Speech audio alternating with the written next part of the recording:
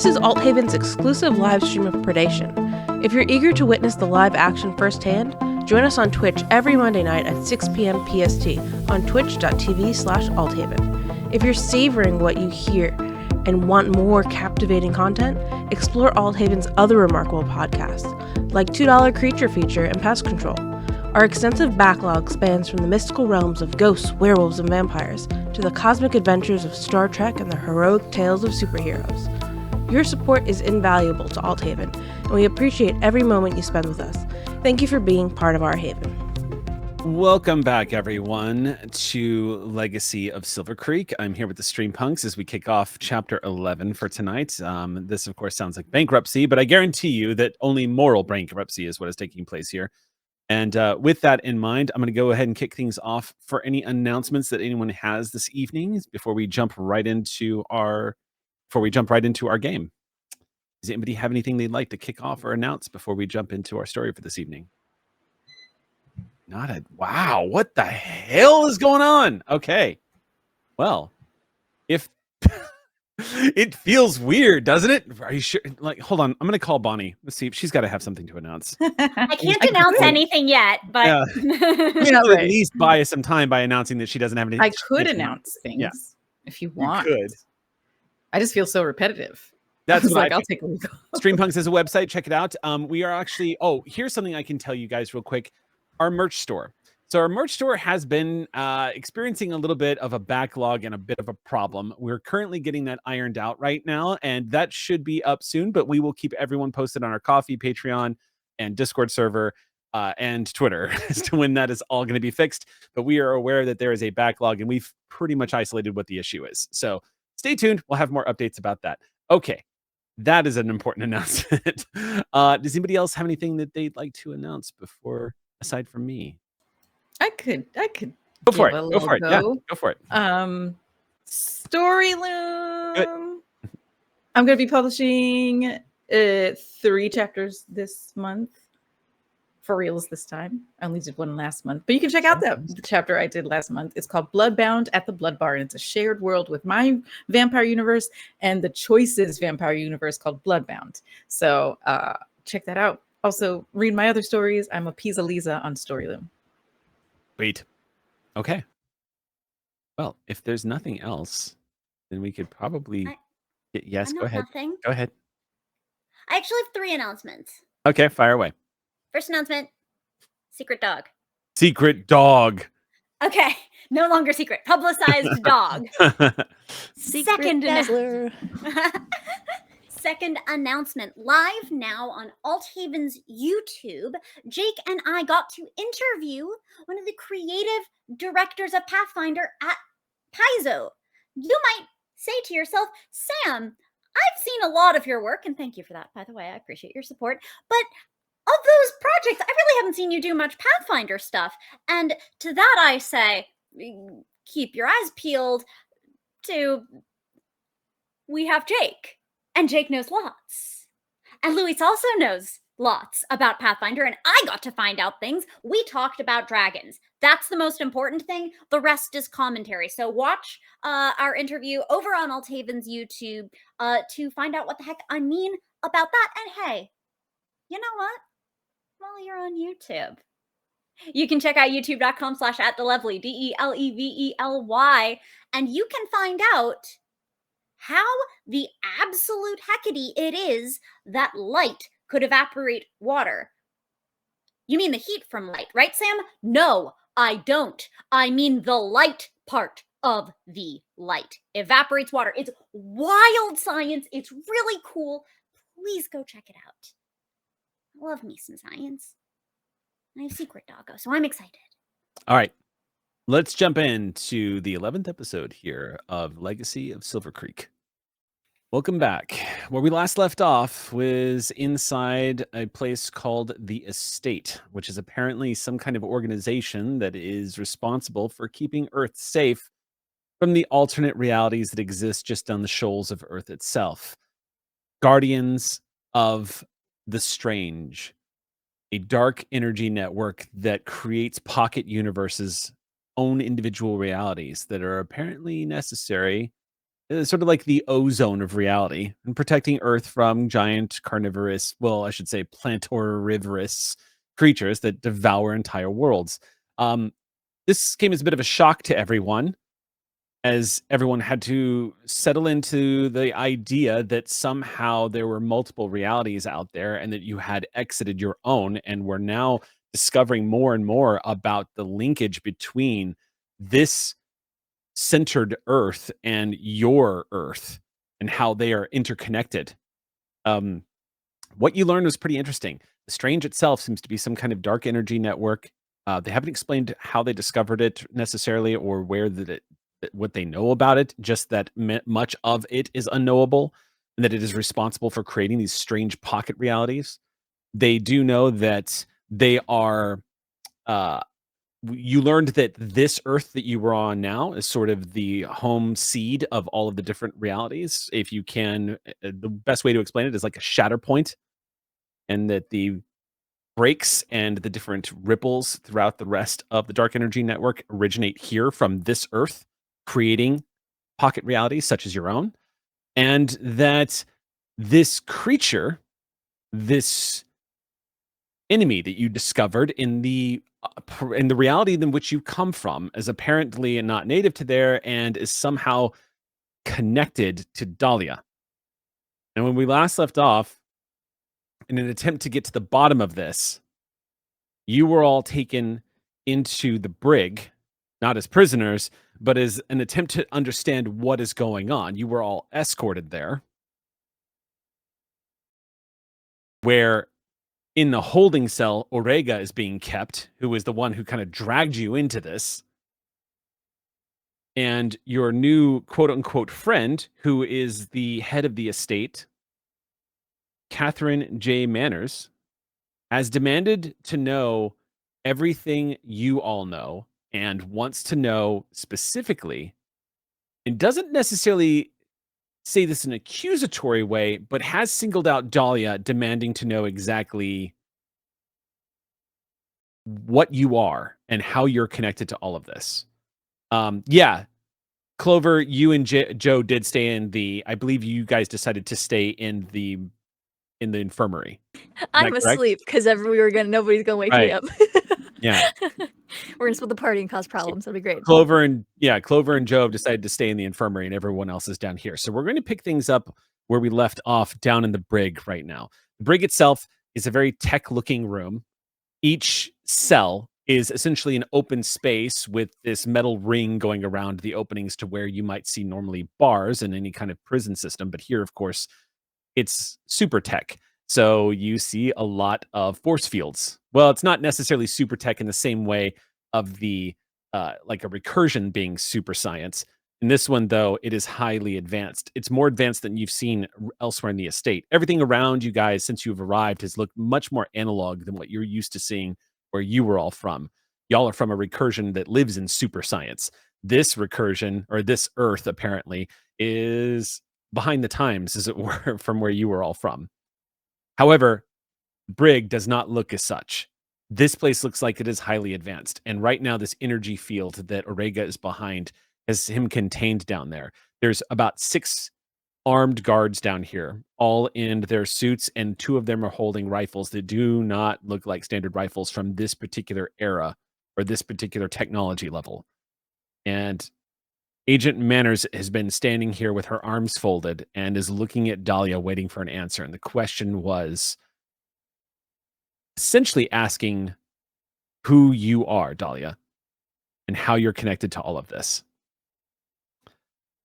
Now, as that question drops, Orega speaks up and answers for you. Leaning against the wall, Orega says she has no idea what you're talking about, which elicits a glance from Agent Manners. What he said. Scowl. What do you say? I said what he said. She glances back at you and then back to Orega and says, all right, what is it that you know that you're not telling us? And Orega says, all I know is this one here had no idea. None of us had any idea that she was somehow connected to any of this. We only discovered that when we were running away. Somebody stole my identity, and I'm not happy about this.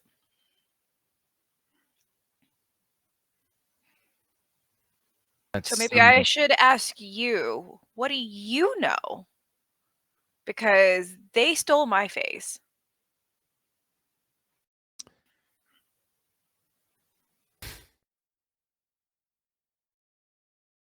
What is your earliest memory?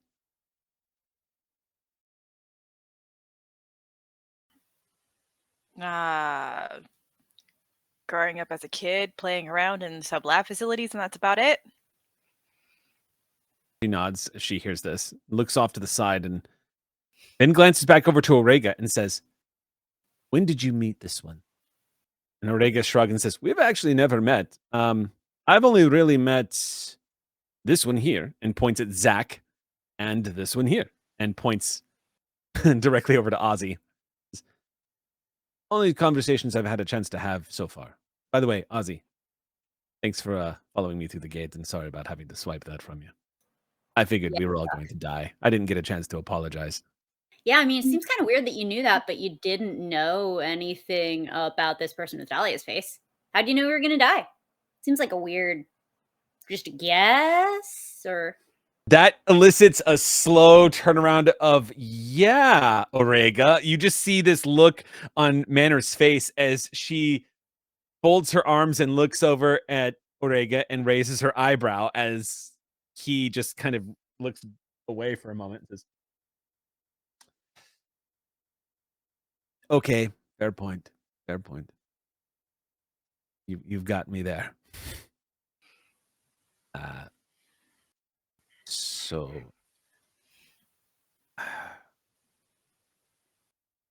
I'd like to talk about an exchange here, what I get for telling you what I know.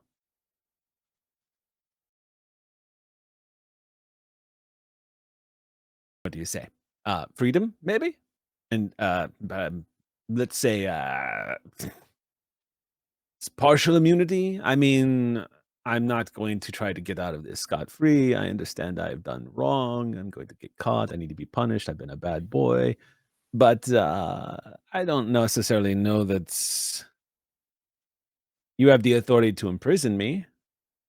Manners lets that linger in the air for a moment before she replies, "Sorry, who is it that you think I require permission to imprison you from? Because from where I stand," she walks over to the energy field, "this gives me permission. I can keep you down here until you rot away if I want to. As far as I'm concerned, you've endangered their world and ours." What she said. So, you're not going to cute your way out of this one, I'm afraid. yeah, that's my thing.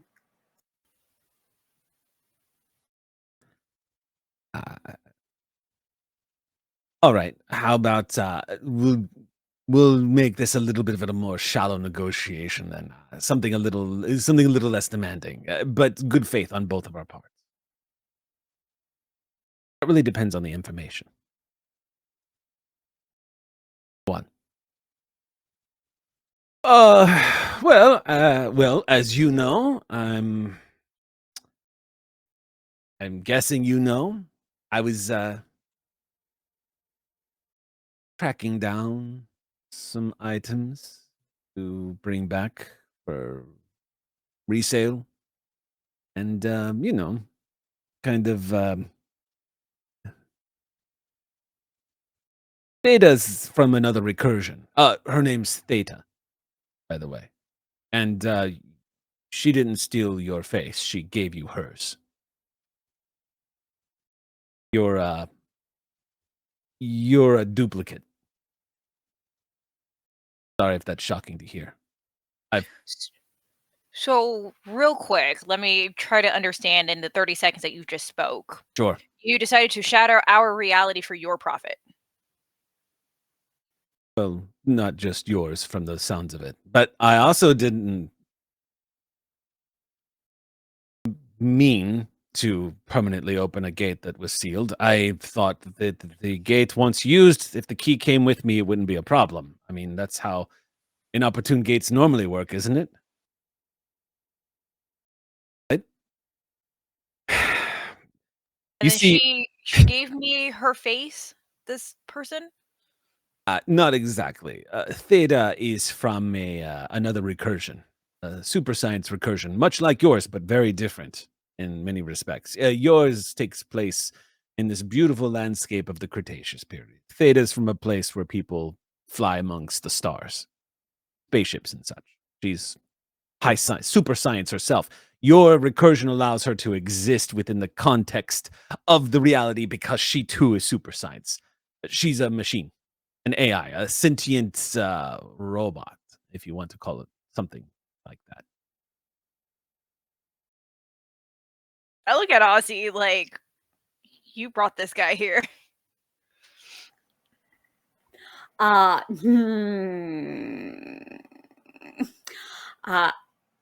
And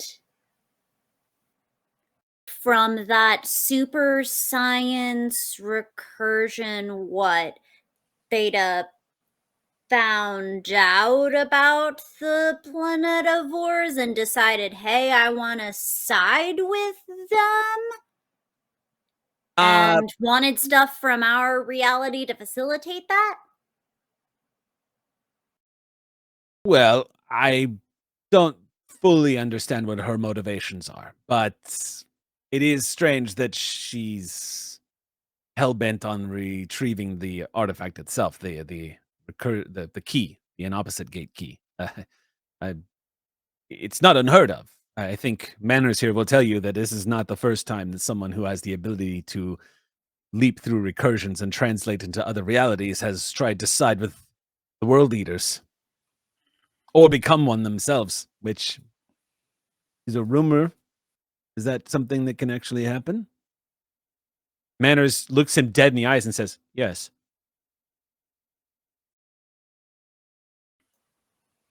That seems like a weird thing to want to do. I mean, like, Joe wants to be a bioengineer, but that's still less weird to me. What makes you want to eat worlds?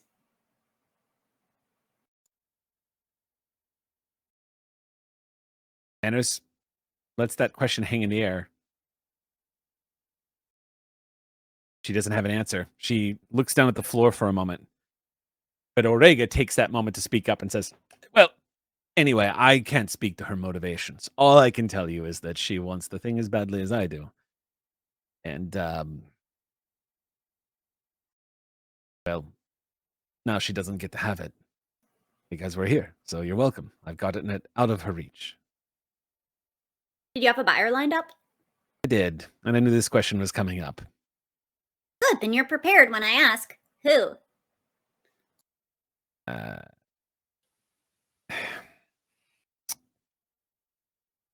Yeah, this is where it gets difficult for me. See, I didn't know that Theta was going to be in this recursion. I mean, I knew she wanted the thing, but I didn't know she wanted it so bad that she would actually translate, or that she could translate into this recursion. I don't know. I thought maybe some of her underlings. Anyway, the buyer in question, when Theta revealed herself,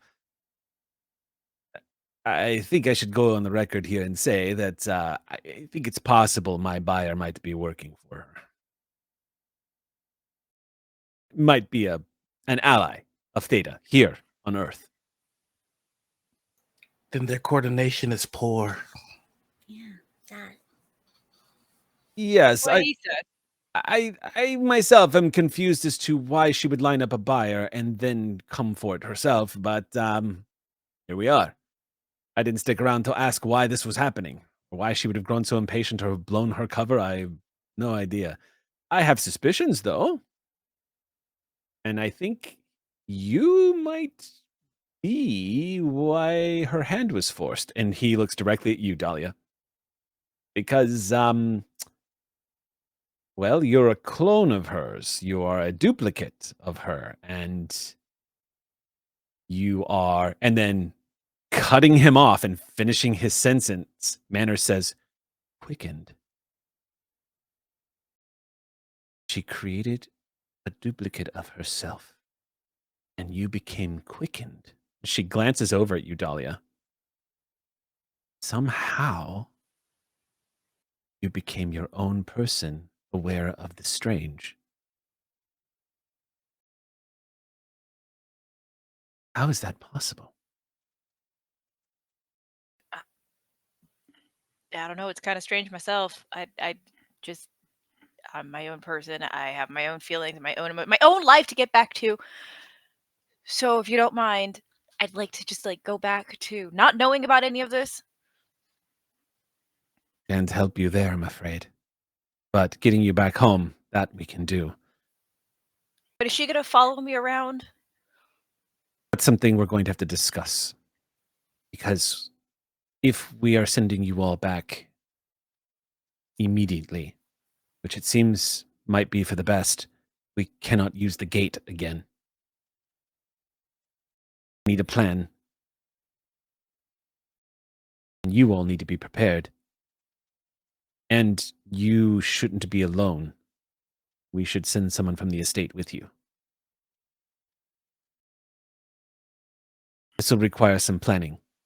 And you, she glances over at Oregon, you are nothing more than a recursion miner who just nearly led the planetivores to Earth because you are stupid and you are greedy. And I do have half a mind to leave you locked up here the rest of your days. We both know that that's not who I am. Don't we? What's up? Talia? If I may interject, I kind of have an idea that maybe he can buy back some of your trust. You mentioned that there's a buyer and that we don't know what Theta's thing is with this equipment that she's trying to buy, correct? It's a good question. She glances over at Orega. What does she know about what she's trying to buy? Your buyer. And he says, I don't know. I was just given a name and a place to meet. So what if I impersonated Theta to extract information from this person? That would be tricky because Theta cannot exist on Earth. Well, but Theta didn't exist fully with us either.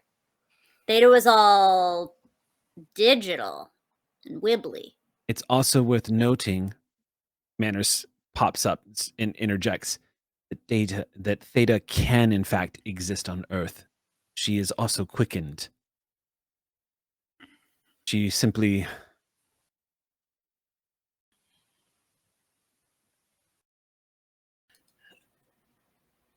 Might I ask?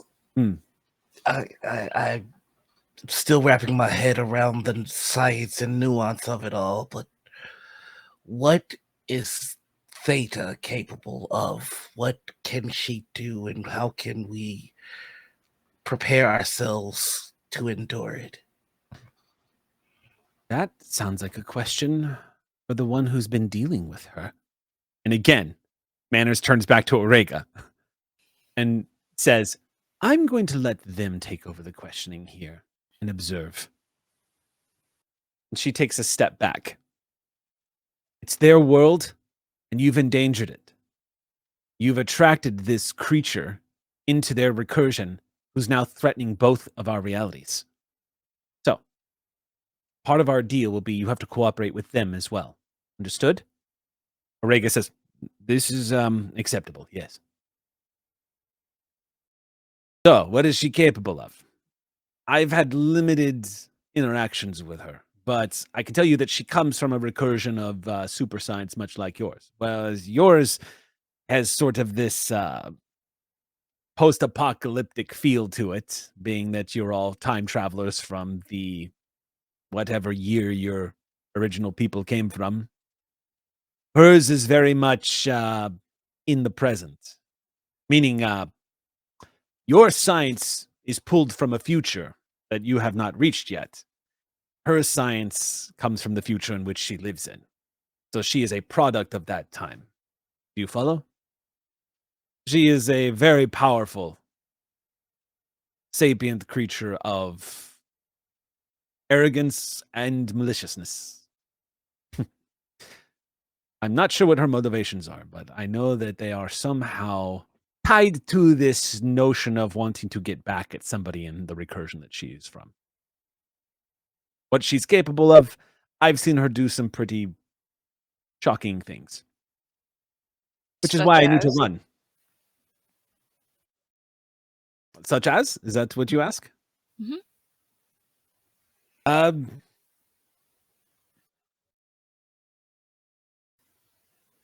Well, I've seen her phase through solid matter. I've seen her teleport at will. And she is able to change the shell of her being to form the face of anyone she wants. She can fly, too, if I had to guess.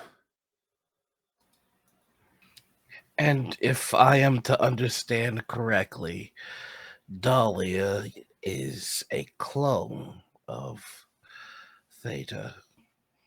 I believe so, yes. Theta is not, it's not, by the way, this is probably a lot of shock to you, Dahlia, but you're not the first. You probably have sisters somewhere out there in other recursions. Theta has kind of sprinkled a little bit of who she is in all the super science recursions that she can. Of course not. Of course I'm not the special one. Well, I didn't say that. None of them are quickened. That you're here having this conversation without starting to succumb to the fact that you're on Earth is extraordinary. The only one that should be quickened is, in fact, Theta. But here you are. And I don't have an explanation for that. But if I had to guess, I'd say it might have something to do with the device. So, Dahlia, do you think that you might, be able to phase through matter? I don't know. Let me just try to walk into a wall and see what happens. No, I mean, I wouldn't. Okay.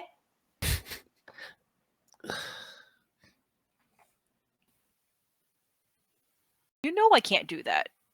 No, I don't know until you've tried. I You know, for science and stuff. Joe would say you'd have to do it for science.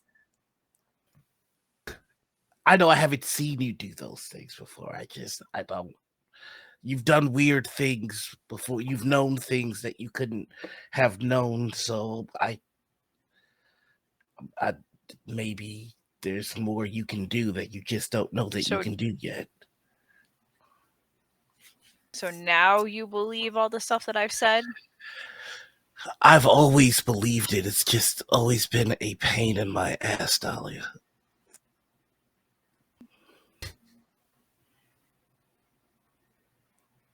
Made me feel bad all these years, making me feel like I'm crazy and stuff like that.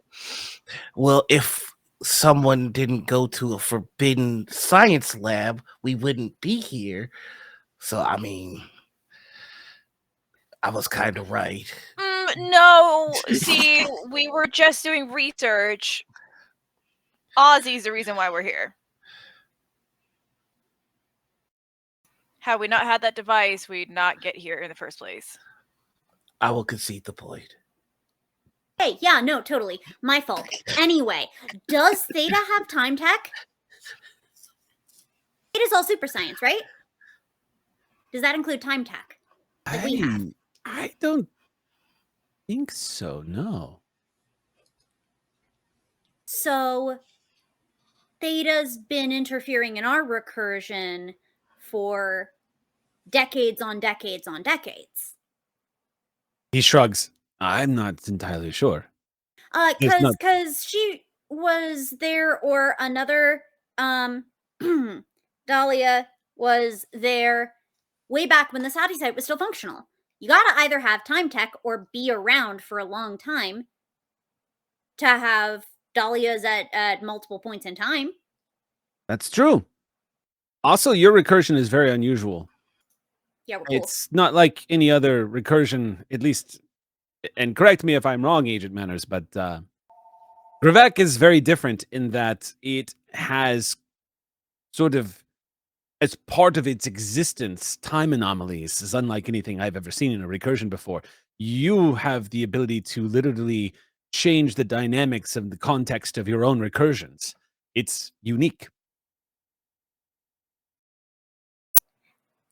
And yet, among worlds with our level of technology, we apparently have a better context thingy to be a beachhead to this apparently important alleged reality. She couldn't do what she's doing from hers because her technology is too advanced. The super science puts her outside of context. It's not as useful. You're bringing up a very good point, actually, and I can't help but feel like maybe someone else is not telling us everything. And he points over at Manners and says, yeah, I'm curious. I know that Theta wants this device, and I know that Gravac is very important to her, but there's clearly something being left out here. That Theta would leave her recursion and enter Gravac and spend, decades? Doing what? Cloning herself and trying to... Why wouldn't she just... I'm just saying, if she had a clone who was in the proximity of this device from the beginning, how did we get here? Why go through all of these machinations? Why couldn't she have just taken it? I'm curious as to what you know that you're not telling us.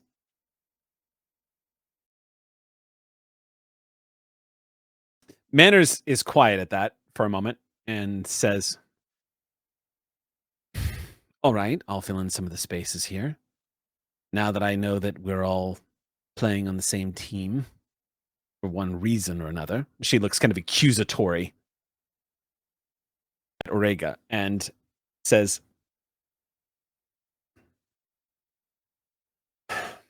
it has to do with your SETI site, 000E. And it has to do with Melina. And it has to do with your two of the residents of Silvercreek, Penny and Echo.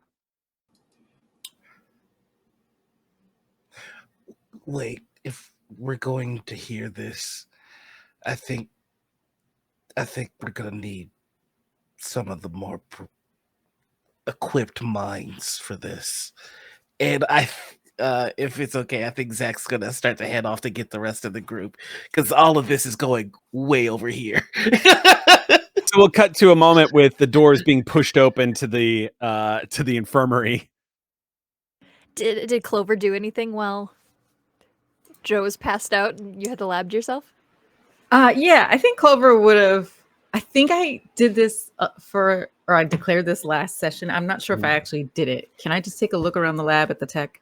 Sure, yeah. It looks like a slightly more advanced version of a well-to-do hospital of our modern day.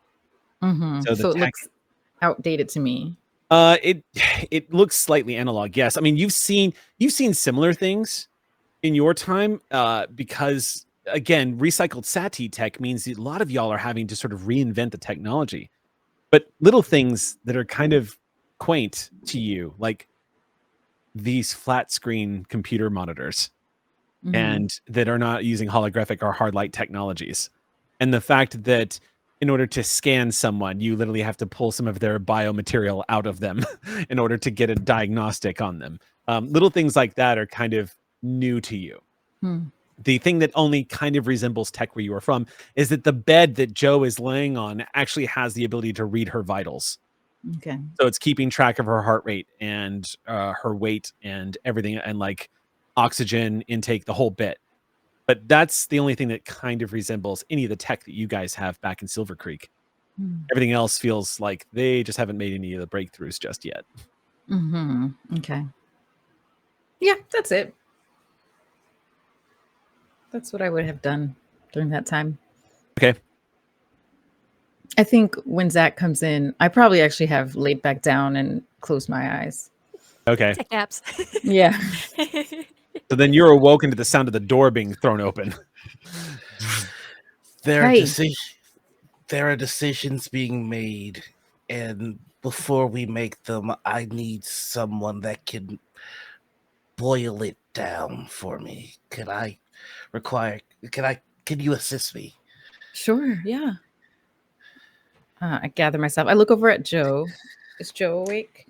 Yeah, Joe will probably, at the sound of talking again, you know, when you like go to sleep with sound, you can kind of sleep through it, but then as soon as it's quiet again, the sound that comes back in will be like, huh, what? Kind of a. So I think she is awoken again by speaking, and I think at you talking about like, will you help me understand this? Joe kind of just like rolls over, still kind of like arms crossed, and like rolls over and goes, I have never felt more lost in my life, but more information can't hurt, probably. First time for anything. And she kind of will start to like wiggle herself up and off the bed, and like messed up like hair kind of like sticking up a little bit from the side where she was asleep, and she'll kind of follow everybody out. Okay. All right. Right. I'm just gonna lead them right back and try to give them as best as Zach understands it summary. There are clothes. There's an individual named Theta. Right. I believe they said maybe I'm unsure. Dahlia might be able to phase through walls. We're not sure yet. Has it been tested? On that note, on that note, Dahlia, I'll leave it to you whether you continue to try, but as you have been touching the wall quietly while no one is looking this whole time, you have not been able to push your hand through any of the stonework here or any of the metals here. You're kind of like gripping it a little bit and seeing if you can pass through it, but nothing seems to be happening. Yeah, just checking. Mm-hmm.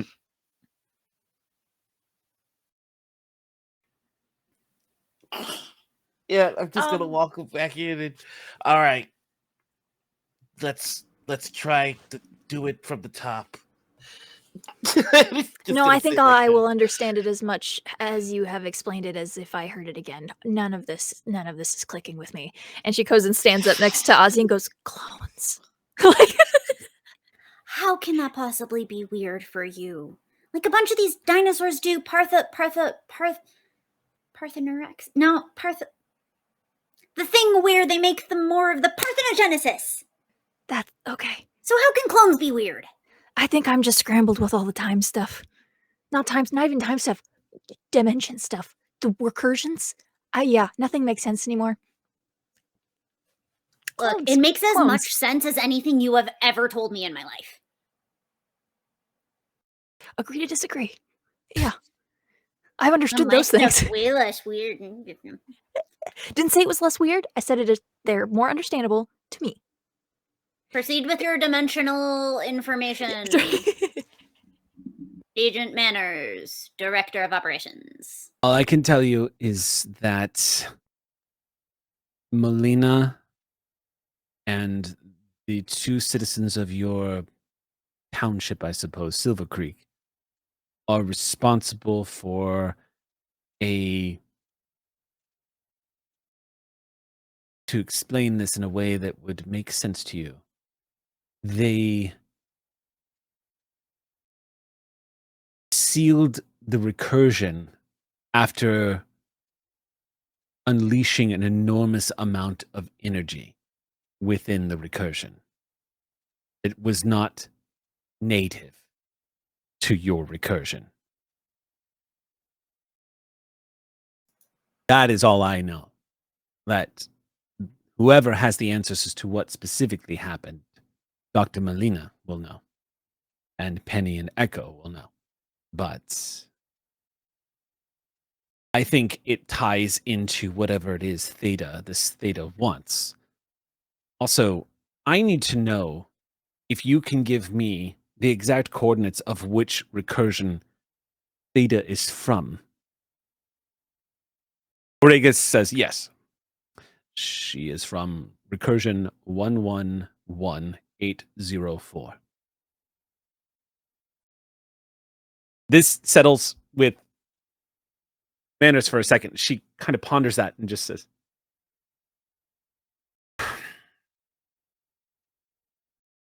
I think I know which one that is, yes. That would indeed make her very dangerous and very technologically advanced. So all we know is that she wants the device and that she has been planting, from what it sounds like, she's been planting. Are there other clones of her in the Gravac recursion that you know of? They said that there were other ones that could be seen from previous eras of time. Well, it could have also been Theta being there. I couldn't assess whether it was Theta or whether it was a Dahlia knockoff. The only way we're going to find out is by finding out firsthand, No. going back to Gravac.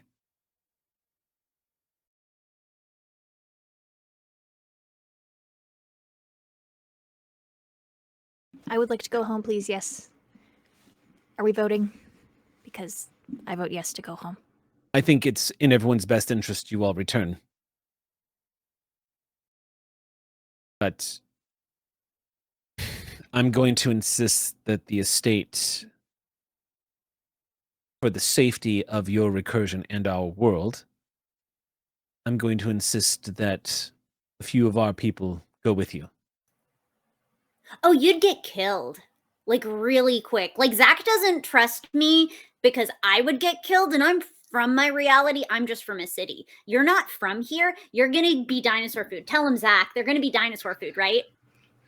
Ozzy's right. Our recursion is fraught with danger. Everything there is it fights to survive. Until you can tell me that you've run along the back of a giant squid traveling near the speed of light while being shot at by pirates using Gatling gun technology, firing bolts of plasma, and attacking your mind with psionics, I'm inclined to believe that we can survive technologically advanced dinosaurs. I'm pretty sure that was supposed to sound impressive. So my vote is for the mind reader guy that we met. Mind reader? Yeah, don't worry about it. Yeah, he was really friendly. Steve. Yes. Steve, yes. You met Steve. Mm-hmm.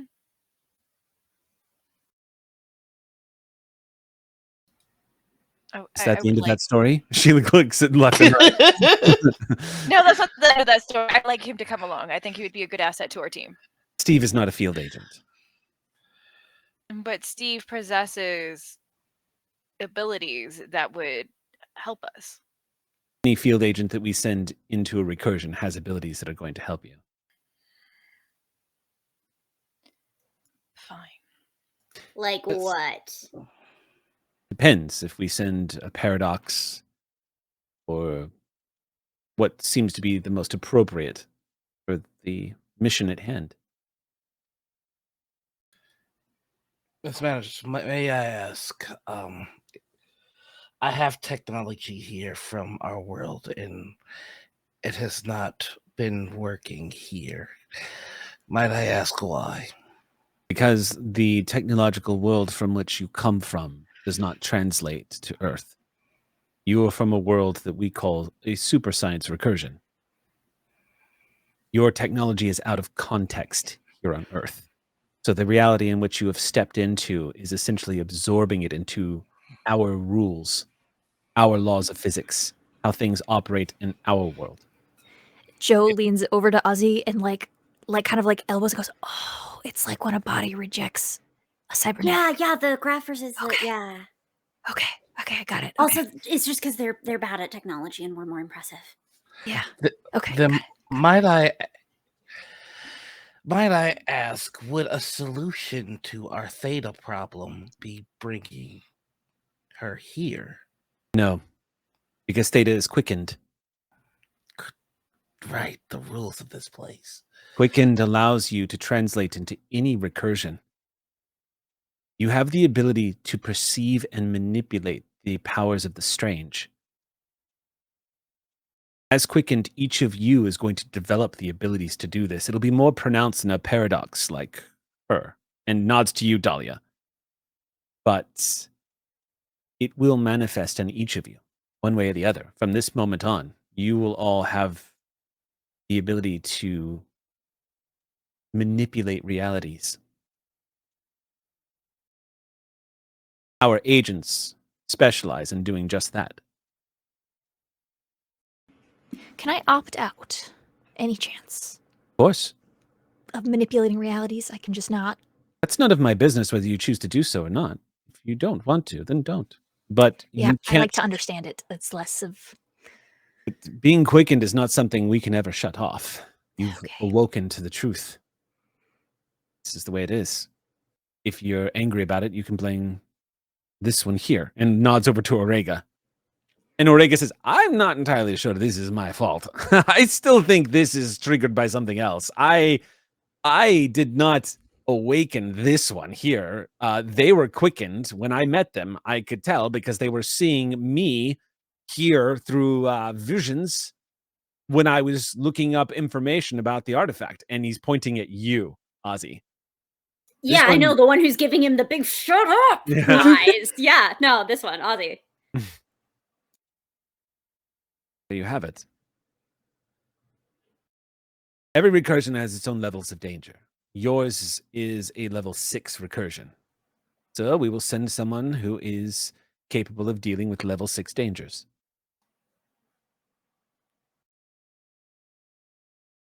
Okay, I'm gonna need to know about levels 1 and levels 10 in particular. I assume this goes to 10. If it goes to 7, then we're way more impressive, and by extension, Zach's more impressive. It goes to For 10, defending us. yes. But the dangers that we assign to the levels of recursions isn't always based off of what you will find when you get there. It also has to do with how difficult it is to translate into the recursion, to manipulate the recursion. From And your the danger- perspective or in general? Well, from our perspective. But what we've discovered is that it's translatable across the recursions. So, for example, if we sent you to a medieval recursion, depending on what's going on within that recursion, it could be actually quite difficult for all of you, as well as us. Yeah, depending on- starting with what's a medieval? Medieval would be a time period between the... Oh, it's been too long since I've studied my history. 1100s? Does that sound right? Orega says, sounds a little late to me. I think maybe 800s? Huh? Or Dark Ages, perhaps? Oh, yes, that would be Dark Ages. Earth's I'm history. She turns back to you. Earth's traveler in ancient history. history. Back when we on Earth were wielding swords and forging metal armor and building castles. Our future, their past. Okay, but in what calendar? Like 800? That's not a meaningful number. The commuters past.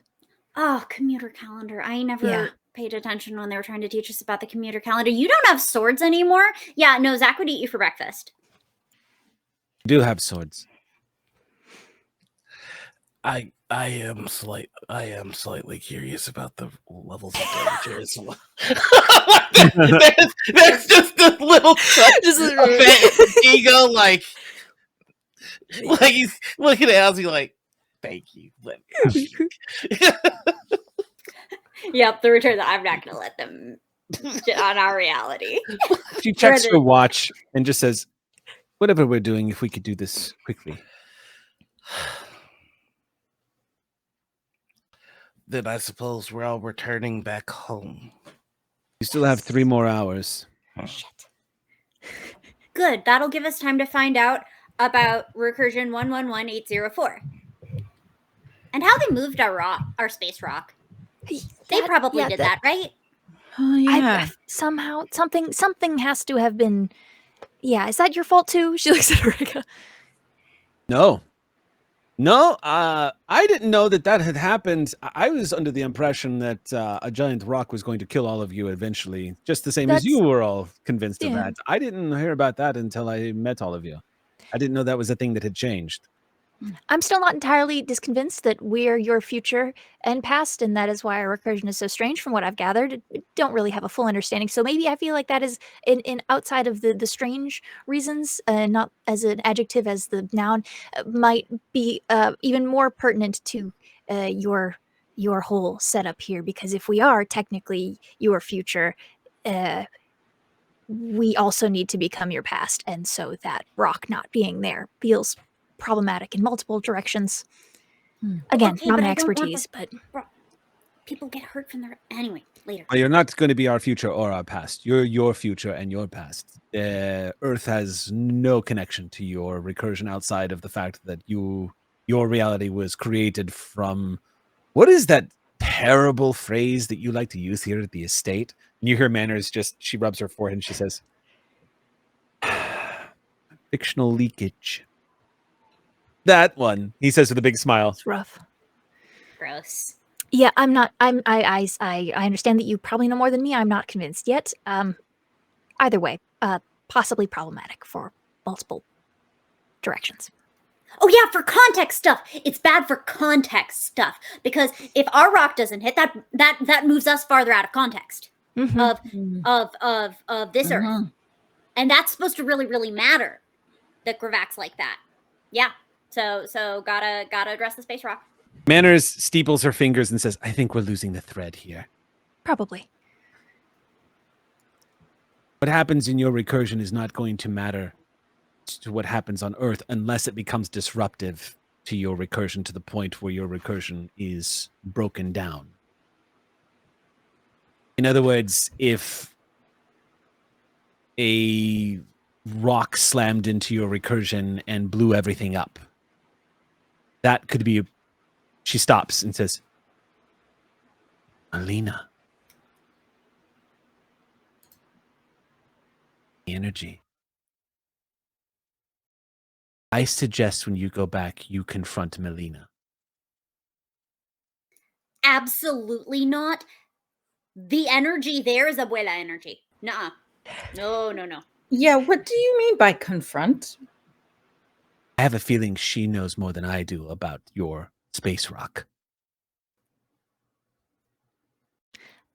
Just saying, if we are so special that time anomalies are unique to our recursion or whatever, the fact that we exist because of time being strange, pardon the usage of it, I'm gonna have to get used to finding other context for it. We don't exist. If that can a recursion split itself if we only exist inside that bubble? Because we've been talking about split timelines recently, and that was, I thought, my threshold, my limit for strangeness. Again, apologies, but I don't know now if what happens when the only reason we exist is because that rock hit and humanity was allowed to bloom on our Earth. If you say they're separate and come back and leave us there, not us, but predecessors, royal us.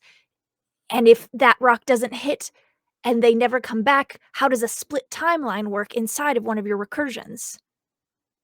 She takes a deep breath, reaches down and pulls out a small pack of cigarettes, tucks it away, slides the cigarette into her mouth and lights.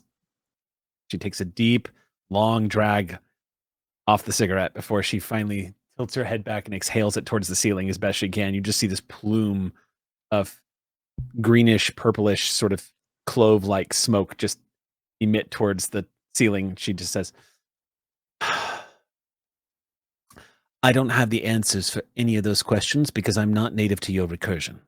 All I can tell you is that if that does create some sort of alternate timeline, that's going to be affected by your world and your world alone. I can tell you that the biggest danger to your recursion is if the laws of your recursion were to break down, which is the goal of a lot of those who wish to breach the barriers between Earth and the strange. If the laws of your recursion were to fall apart, if gravity suddenly was no longer written into the rules of your universe, that would be an example of the laws of your recursion being changed or erased or altered somehow. The laws of reality is what it is that has kept the world eaters from devouring Earth. They cannot adapt fast enough to the different pocket realities that surround the shoals of Earth. So, that means that we're kind of in new territory here. I don't know what it means for any of us if a slated event of your recursion was meant to take place and doesn't. Does it change anything? By my calculation, no. Not for the greater whole, but for your world, it could change everything. Not the laws of gravity, however. Your recursion is unique because it is constantly fluctuating in a temporal anomaly. And I'm not 100% clear if the time anomalies which you all interact with are a result of the nature of your recursion, a law of your recursion. It seems to be, because there is a temporal element to your entire story. Or is it a product of the strange? In which case, your recursion is in grave danger. We don't know. Your recursion has been sealed from us for its protection this whole time. So, there's a lot of questions that need answering. But all I can say is this, is that written into the story, the context of where you are from, is mirrored, not surprisingly, because you exist within the shoals of the earth, which means that whatever reality you are from is going to have some kind of tie-in to ours. It would seem our prehistoric past is similar to where you are from, the Cretaceous period. And that in our histories, all life suffered a tragic, devastating event when an asteroid struck the Earth, leading to a chain reaction that led to the extinction of nearly 85% of all life on our planet. Similar to yours, from what I understand, except for you, it has not happened, and it sounds like it may not. What will that mean? I do not know, but I have a feeling the key to all of this is all of you. It is unheard of to encounter a group of recently quickened members of a recursion. I can't pinpoint when this happened, but if there's truth to what this one is saying, and she thumbs back at Orega, then it's possible that his ridiculous hypothesis that the device is somehow responsible for triggering this event, it's giving me at least an idea of why Theta wants it so badly. But there's still many questions, why she wasn't able to move on this before. Who were the ones that Ozzy has been, or Dahlia has been seeing in visions? I don't have these answers. We may never have these answers. I don't know how long Theta has been playing this game in your recursion. Time passes differently often, depending on which recursion you're in. It sounds to me like Dr. Molina is the next person to question. And that's going to lead us to the next big problem we're all going to have. I cannot send you back through the opposite gate without endangering both of our worlds. So how did Orega get here? Yes, that's going to be a topic for other discussion, but I'm going to go out on a limb here and say you discovered exactly how to translate without a gate. Is that accurate? And he nods. Yes, I found out how to translate to Gravak. And how? Gravak was kept under wraps. It's one of our greatest secrets. How did you find out how to translate to Gravak? And with a smug smile, he says, Penny and Echo told me.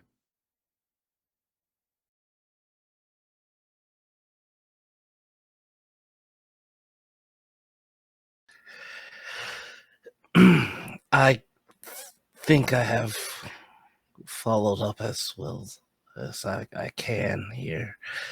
As far as I understand, your number one concern are the planivores, making sure that your Earth, your core Earth, is protected. That's partially accurate, yes. Believe it or not, Zach, I don't want anything to happen to your world either. I'm certain, because if I recall correctly, our world is one of the few special ones that are particularly blocking and protecting your Earth. In order for the planivore to get to your Earth, it has to come through ours first. You've circled back around and made this once again solely about self-preservation, but I assure you, your recursion shouldn't have to suffer for what we are doing, and I have an interest in making sure that you are able to go back to your lives. I need you to understand. I am not making this about self-preservation. I merely am orienting myself within the situation. In order for me to decide where to go, I need to understand where I am. Our world is standing in front of Earth.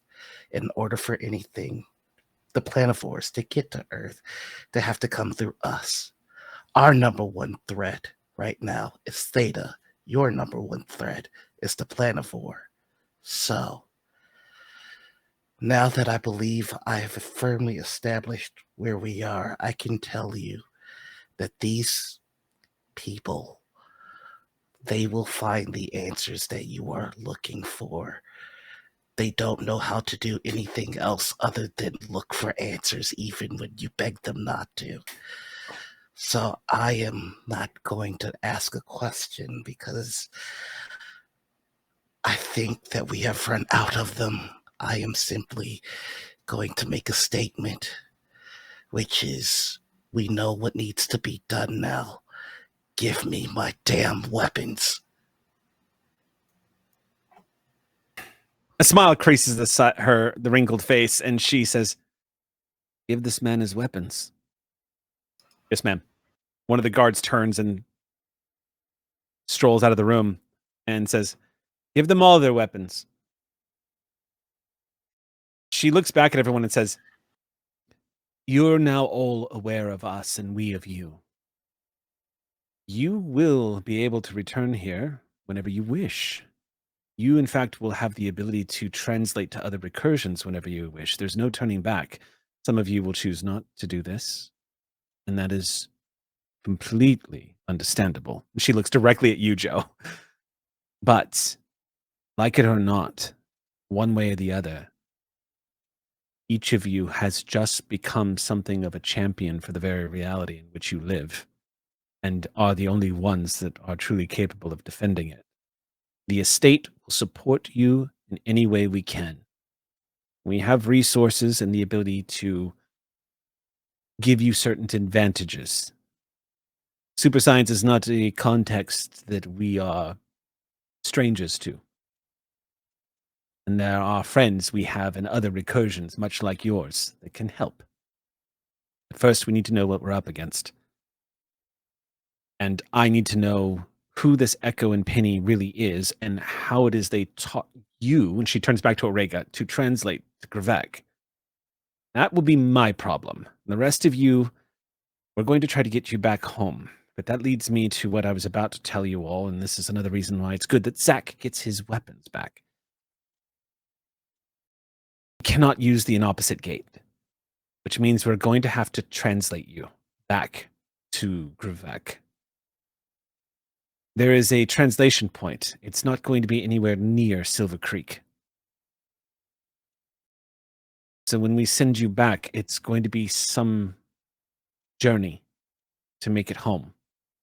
It's the best that we can do, unfortunately." Is it to the north? No. Wait. Dude. Silvercreek is along which river? Do you happen to remember the name of the river? And then you see, as she's asking this, waving his hand behind her is just this sort of anxiously call on me teacher, Orega. And finally, he just says, "The Draco Split." It's called the Draco Split. Of course. Yes, it's to the north. Like the vision. Looks to Joe. Yeah. We didn't have Atticus then. I guess that tracks. Man, we just walked so far. I didn't walk, Atticus did, but like it was a long time. You got really sunburnt. I don't have my sunscreen. I'm still peeling. It's been like 24 hours. I know. I will get us back to Silvercreek, and I'll do my best to do so without us being burned. We will give you as much equipment as we can that will carry you back. Things that will work both within the context of this world and yours. For example, where we're sending you, you're going to need warm clothes.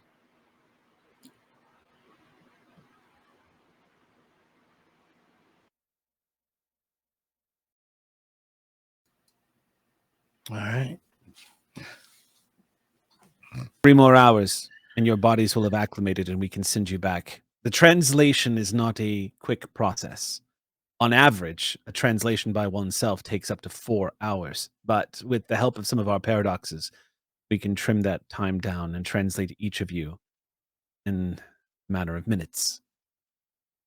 And most importantly, you will all feel and understand what a translation truly is, as well as perhaps even learn how to do it yourselves. That's for another time. Each of you gets some rest. Confer with one another, and if you have any other further questions, you can reach me easily enough. The doctor will be with you in the infirmary. And you, she turns back to Orega, you are going to tell us who your buyer was. You're going to tell us any agents you know of Theta that are working here on Earth, and we are going to go from there. And he says, understood. She turns on a heel, and as she starts to walk out, he steps up close to the energy field, and he says, you really do have a beautiful world. I'm going to miss seeing it. You have good taste. He shrugs. I've loved dinosaurs since I was a boy. I just counted my lucky stars that I was getting to go to a place that had them. First time I ever saw one was in the Natural History Museum. Dinosaur Strange. bones, skeletons everywhere, the fossils of dinosaurs.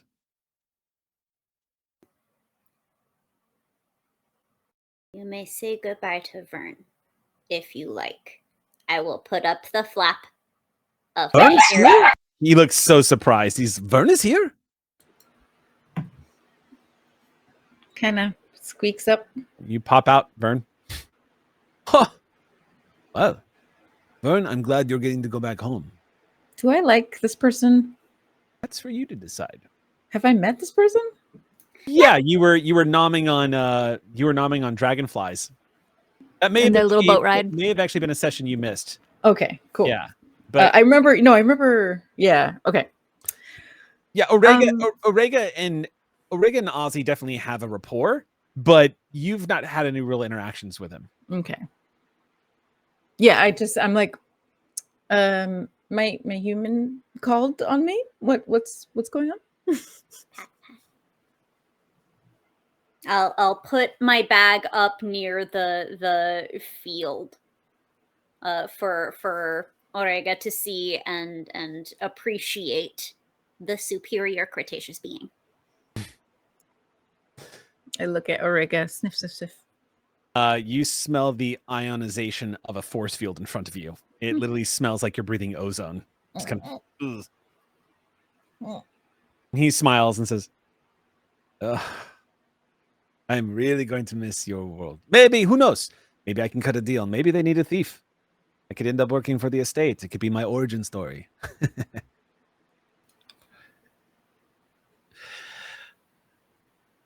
I appreciate your assistance. If you ever endanger our world again, I will kill you. Thank you again for your help. Thank you for the warning. If I ever endanger your world again, I'll make sure you're nowhere nearby. I'm good with a bow. Not as good as I am at running. I mean, it's testable. I'm just saying it's easily testable. As they're walking up. Theta couldn't catch me. You're not shooting me, he says with some pomp. Okay. I've left. I've walked back. I've been told I'm allowed to go back to sleep. We should go and leave him alone. Oh, no, let's keep measuring dicks in front of everyone. This is fun. I doubt I'm going to have the opportunity to be this smug in front of anybody else who could kick my ass. Dahlia turns around and gives him a look and says, if I ever learn those powers, I'll come get you too. That doesn't get a snapback comment from him. He just says,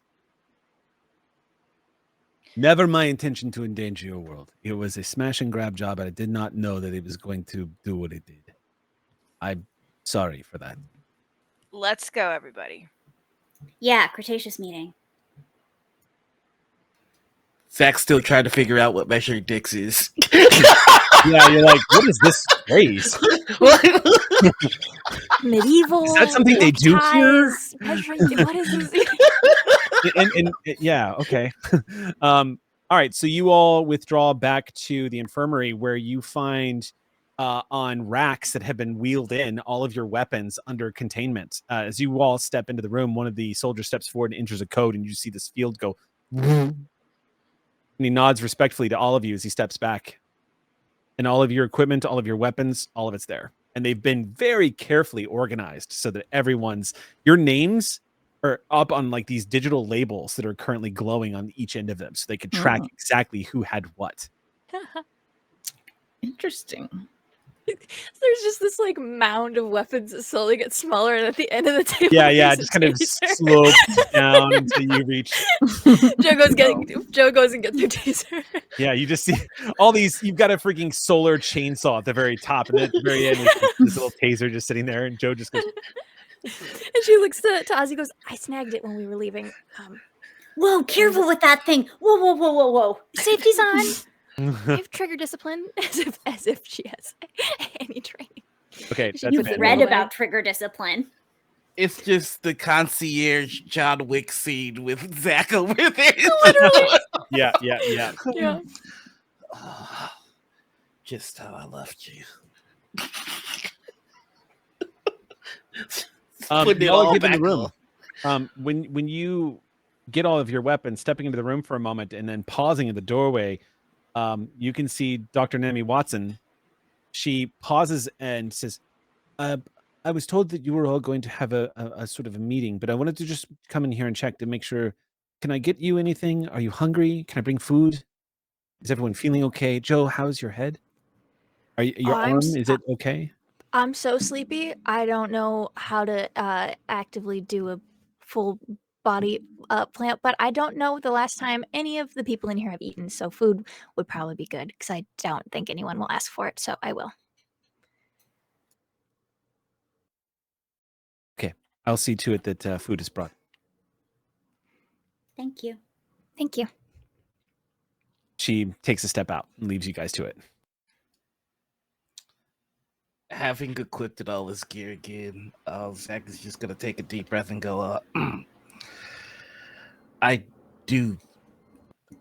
owe you all an apology. I have been difficult. No more difficult than me on an average day. I mean, Which makes you significantly less difficult on me on even my most easygoing day. Clover, you're just kind of like that. Clover looks at you, Zach, and says, "What do you think you've been difficult about?" You've all chased your obsessions which has led us to the discovery of all of this, while I wanted to return you safely to Silvercreek. That is my purpose, my mission. But perhaps I've been too rigid in my understanding of things. I apologize. None needed where no offense was taken, but the notion is appreciated.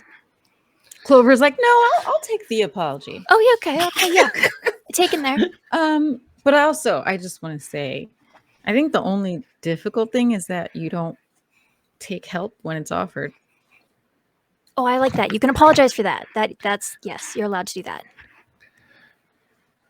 It is our way to be the shield, and the shield does not ask for help.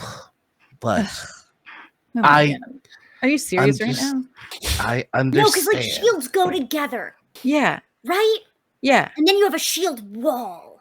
I've definitely read about those. The old Galen commuter's fist. history. Yeah, commuter's history. It was like a whole military operation. In that particular moment, in a flash of inspiration, suddenly Joe and Ozzy remembered what medieval is. We got there. Yeah, we got there. It's not Hey, people. You did Joe the didn't ADHD forget- thing where you Yeah. found your way all the way back to the answer to the problem by Mhm. going in a direction that just made sense to you. No, Joe didn't forget. She just didn't know how to explain it. Right. But we are cutting you off, and you did have more of that thought.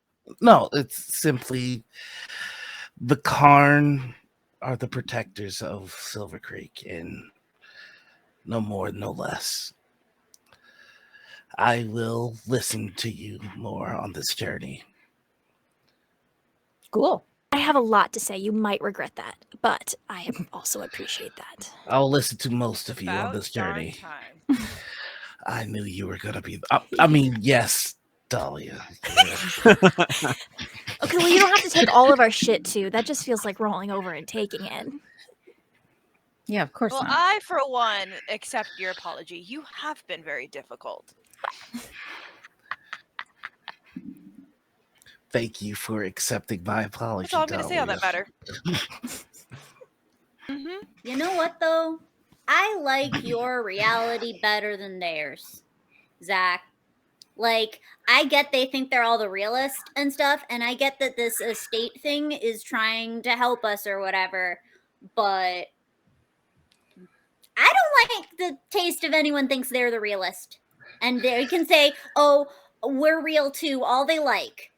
But it just, I don't know, does it sit wrong with anyone else? It's just like, Yes. how could they possibly know that they are the prime, you know?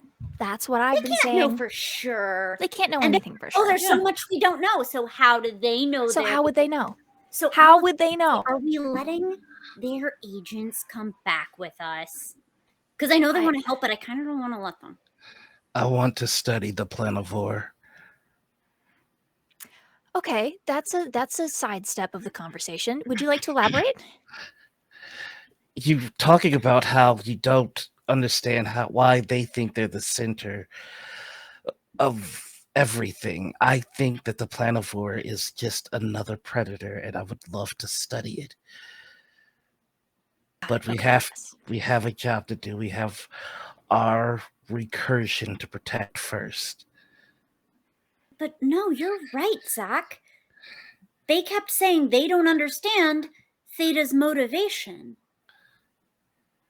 And we don't know why they would move our rock if they would move our rock. They don't understand anything that's going on with them, and no one's better learning about predators than you. They're making a lot of assumptions. They found one thing that works to dissuade the predator, and that's all it seems that they're going with, without exactly understanding why the planivore is Eating. is Why does anything eating, eat? or why do laws push it away? We know that it does, but we don't know why it does. It's the body rejecting the implant, the body rejecting the cybernetic. That's the best way I've been able to understand it at this point. It's Yes, but an for the immune planivore as well. It's an autoimmune response of the universes of the recursions. It doesn't like it because it doesn't fit, and I don't know. I can't quite overlay that onto reality quite just yet. So I will just speak on the immune system of the human body and the way that it sometimes just doesn't like what you try to put in it. So But where that's the best I understand it. So where I see the planivore as a predator, you see it as an immune response. Yeah, it just depends on which side is reacting. Is the planivore making the conscious decision to come at and attack and be predator, or is the recursion defending itself from a perceived anomaly? It could be both. But why? It could just exist that way? I don't know. So how can we use our existence as what, a honeypot or something, trap them and learn? Because if they're going to keep coming after us, I don't want to sit there and take that. We were almost destroyed 6 months ago. Before? What was that, Dylan? No. Have you seen one of these things before? I mean, isn't Theta one? Yes, but remember that that vision that Steve showed me? I mean, if they showed you. Well, you were standing there with me, and we talked about it for a moment. It's a huge worm with gazillion sized teeth. Like, it's huge. Bigger than a Dinosuchus, just for context. ST question: Is Yeah. it bigger? Is it bigger than that? Is it bigger than a Dinosuchus? Yes. Dinosuchus, especially Grimscale, where you guys, Grimscale being an exceptionally large Dinosuchus, is something like in the realm of 50 plus feet long, which is extraordinarily long for a Dinosuchus. Planetavore is probably roughly the size of maybe Saturn. Okay. Oh, only slightly larger than. Probably about the size of Saturn. I mean, did we have like a banana for scale though? Yeah, we need a Twinkie for scale here. And Eric, I'm making sure I am correlating the correct thing, right? The which one? The planivore with the vision. That's what I saw. Correct. You definitely saw Planetavore, yes. Okay. To clarify, because you would also know the difference having seen one, but Theta is definitely not a Planetavore. Right. She is a magnitude less than. Planetavore is essentially a god within Strange that has the ability to literally devour an entire world. So we're just living in the fifth element world. Got it. It's fine. Yeah, that's actually not a bad. That's actually not a bad comparison. Yeah. But yeah, Joe has no idea. So she's just like the biggest creature she's ever seen in her life, probably. So bigger, smaller than a Dinosuchus. Bigger. Much. Bigger. Okay. Much bigger. So like 3-4 Dinosuchus. Or are we really about to make me want to throw up again? I think we're talking level 10 danger. Okay. It's the size of a planet. Okay, which one? I didn't. Does it matter? Yeah, they vary in scale, Ozzy. Some of them are significantly bigger than others. So from the books that I've read, it looked like, the one with like the rings around them. Oh God. Okay. Yeah, I might have to throw up in a little bit, but it's okay. Keep going. We're fine. I'm good. And my creator, I guess, is a little bit lower level than that. Regardless, is what I'm trying to say. I don't think we can capture this thing and try to research it. I think it's going to capture us and research us. I don't think researching is what it does, based on the Right. whole world eater thing. But fun code word. I'd be into that as a. No, well, there's not really company that we would need it, but it's there. So I don't know how we could prepare for this other than going to talk to Dr. Molina. Then we go to talk to Dr. Molina. And as we're quickened now, we keep track of ourselves to see if we might develop some paradox abilities. Cool.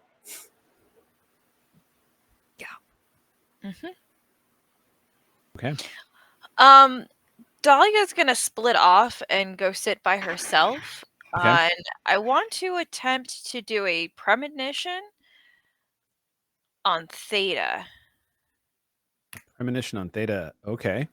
So basically I get to learn one random fact or about a creature or a location. So what I would like to learn is where's Theta? Okay. Ooh, interesting. So you're using premonition ability, right? Yep. Okay. So my question is, can you use premonition on someone who may not be within your current recursion? Oh, I have a feeling that because you in predation you are called an ostion, but in the strange that is a paradox. So like in the strange, a Karn would be called a vector. So they have different names, but they fulfill the same sort of roles. Yeah. But a paradox, what makes a paradox a little bit different in the strange is whereas an ostion has the ability to manipulate these time anomalies and use those special abilities, the flavor of paradox is literally a warping of reality. It's the difference between being able to think of it like different schools of magic. In your world, you can manipulate the world of predation, but as a paradox, you can manipulate reality. You can absolutely you can break the rules a little bit. Curiously enough, it allowed you to do some pretty spectacular things that don't upset the balance. In this case, I'm going to refer to the premonition ability.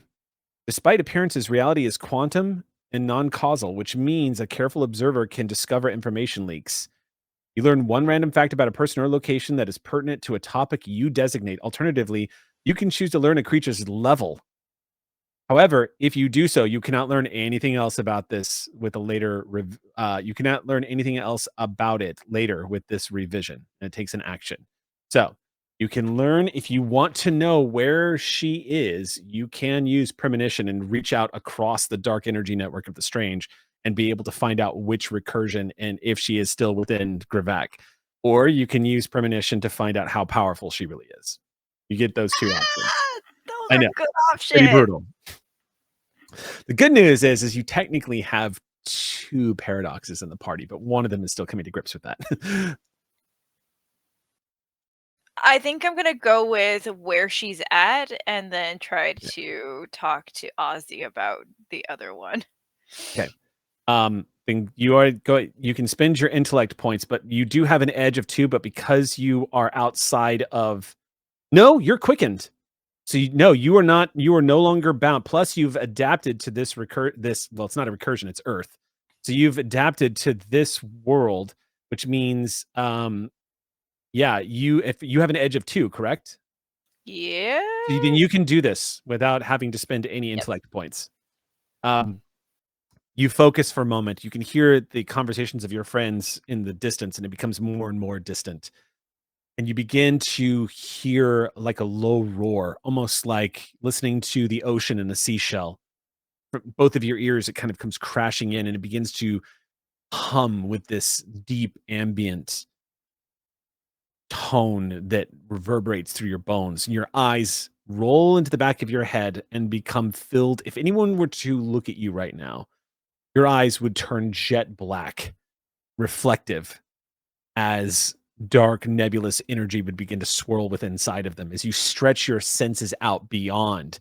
And this is unlike anything you've experienced before, Dahlia. Before in Gravac, you could simply close your eyes and get a quick vision as to where someone was, reaching through time anomalies. Here, however, you can feel yourself reaching out through reality, pushing through these boundaries, these curtains of these laws that were spoken about before. You get a brief glimpse of the strange as you push your senses through all of it. And what's unique about this experience, Dahlia, is you begin to realize your command of it. All of the questioning that they were having about whether or not this is the most realist world and the other one, you begin to realize that you're at a focal point to which all of the strange seems to be swirling around, like a center of the wheel kind of deal, where it seems like the dark energy network is kind of caught up in the current of psychic energy here on Earth. And for that brief second, you can see all of these strange nebulous clouds cloistered together. You can't see detail, but you know that you're looking across a plane of recursions. Thousands of other realities, other civilizations, other worlds, other histories, other peoples that have their entire universes that are out there for you to see, and if you wanted to, could be yours to explore. But then you see a small red star that you immediately focus in on. And you find yourself in a brief moment in Gravac, just as you left it. You see what looks like the interior of the Sati site as you've left it. You see wires hanging from a ceiling and sparks. You see hovering there with her hands in front of her. You see Theta. And she is in the facility that you all left. However, she does not look anything like you now. And instead, she looks like she is in her original form as you saw before, which is this strange technological avatar. This being without a face, just sort of like a dark image where a face could be, and this super science looking plastic white exteriored shell that is articulated and segmented in areas where she can move and flex and operate. It seems to bend like it's almost living material. And you can hear her saying, "Don't worry, I can be patient. Let's try again. Now, tell me more about this Dr. Molina." And you hear this, and then it just,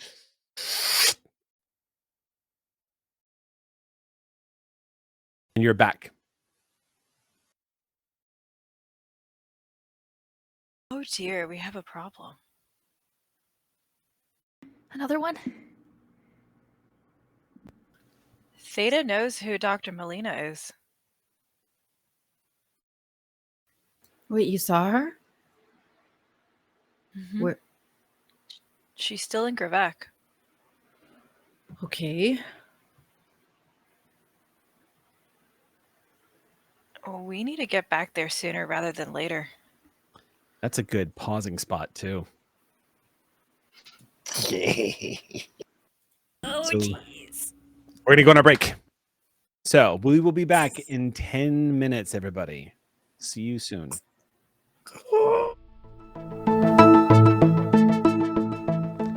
Now, a quick message during the break. To help us continue producing shows like this, consider supporting Alt Haven on Ko-Fi. Your contributions keep the Haven alive. And if you're not already part of our vibrant community, join us on Discord. It's the best way to stay updated on upcoming shows and events.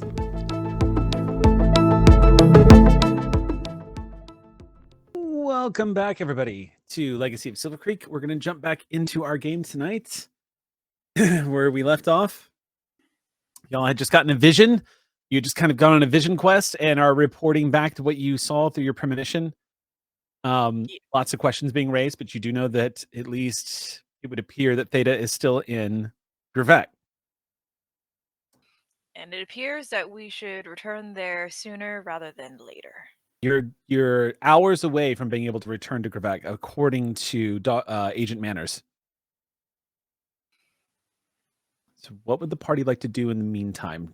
Y'all want to further coordinate what you would like to do, or what is the plan? Ozzy, Yeah, that's me. I need you to do me a favor. Okay. I know you don't like to talk too much about what you can do. Understandably. That's get because it. it's not real and you're making stuff up. But yeah. So for the sake of playing pretend, Mm-hmm. would you mind trying to see if you can connect with Theta as well? Okay, sure. Yeah. It's a game. See, I think you're more powerful than she is. But what I need to know is how powerful she is first. Uh-huh. Okay. I'm like a level 6 powerful. What is she? Like a level 8 powerful. Ozzy. That's This my is- name. This isn't funny. I really need your help on this. And I'm telling you, you and I are different. Like, actually, though. I see. I beg to differ because the conversation that what's his name Orega had said that you had visions. Okay, well, then who do you believe? A con man who entered our reality to steal our stuff? Or... I'm gonna take a drink of water. Or another con person who didn't tell us that they had a portal in their bag the entire time. I didn't think it did portals. If I thought Yeah, it did to be fair, portals, we I would have didn't- just we been didn't making know. portals everywhere. I would not have traveled. If you had That known many that it miles! did portals and you didn't use it, You would have been so mad and you would have been right. Yeah. Would have been so mad. Yeah, we didn't know what it did until very recently, so. But at any rate, you also agreed in the conversation that you did have those visions. I don't recall, Your Honor. So if you could help me, that would be great. You could help the rest of this team and heck, maybe even our world. You could be a world saver. That was what I was already trying to do, and look how that worked out. But with my assistance, I think you'll have a better outcome.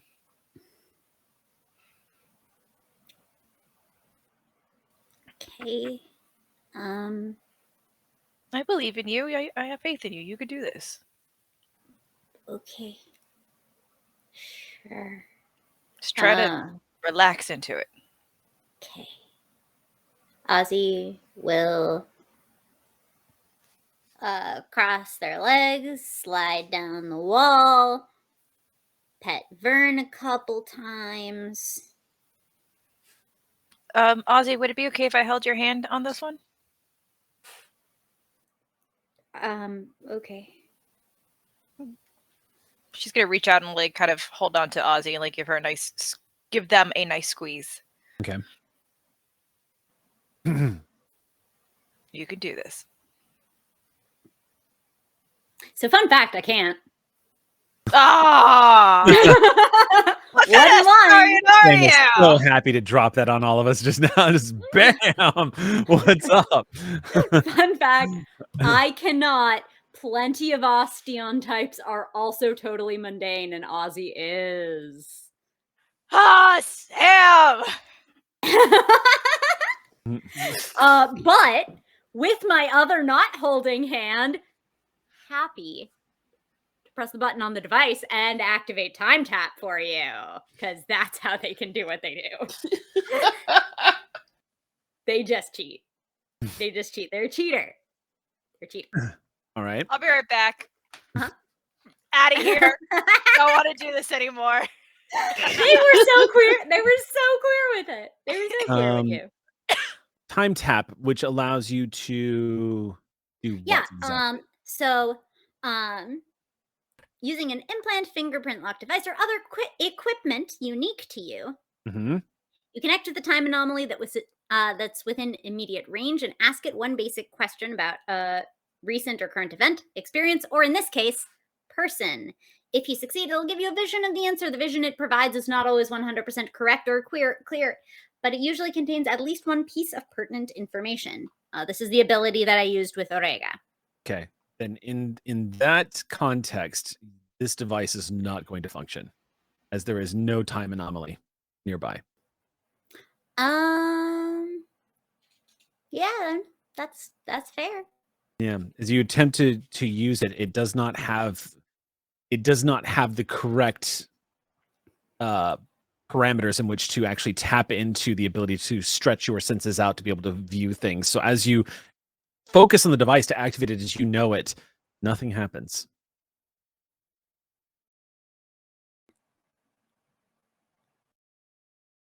I don't know if it's working or not, but this Are looks you? pretty No. silly. They just need to concentrate. Yeah, I've never understood it either. And breathe out.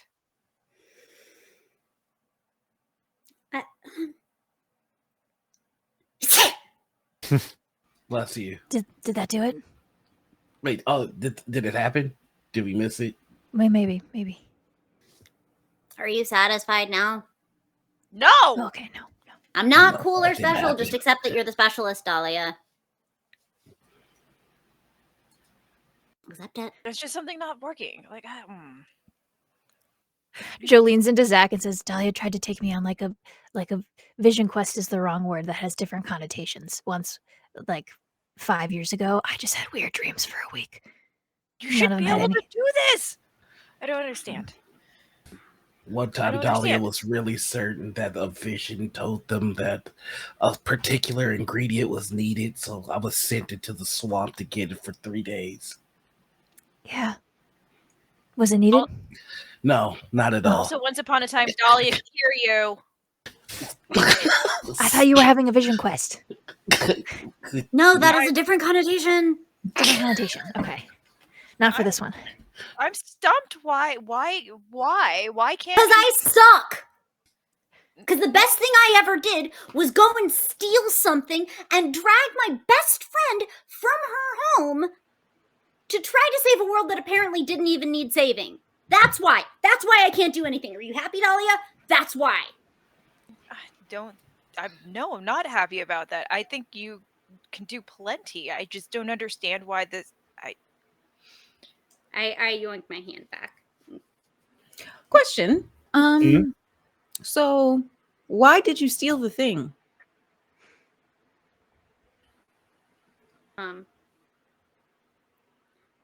Because I thought, well, because it's a time travel-y device, and they were gonna get rid of it, and I mean, we all know about the Rock, and I figured they didn't have the right to make that decision for everyone. I figured if maybe something could save all of us, I mean, you gotta do everything you possibly can, right? So Yeah. I figured I'd just grab it first and figure out what it was and how it worked and everything later. Yeah. Wait, But- so you knew it was a time device? I mean, I don't know how it works because I'm not a scientist, which is why I asked the best scientist I knew, and she didn't want to steal it because she makes better choices than I do. didn't want to steal it because I didn't know anything about what you were talking about, and therefore I wouldn't have been very helpful. And also, Look, I thought it was a pretty clear hypothetical at the time. yes, but I need advice. I need the evidence in front of me, and you didn't have any of that. And Well, and then I had the evidence in front of me, and I bailed. Yeah, I came back though. with stuff. So much stuff. Atticus' bag is big. I could fit in that bag. Not that I'm that big, but Because you're the best. I'm gonna just kind of quick arm. yeah. If you hadn't stolen that item, we'd all be dead, and we wouldn't be aware that our recursion is in danger. I'd call that instincts. That's not nothing. And also, being the best or the worst isn't actually a testable thing about. So there's no way to know that. And also, it's just not true. So Shut up. I only say true things. Thanks. If we're going to succeed at this, I think we are going to have to do it together.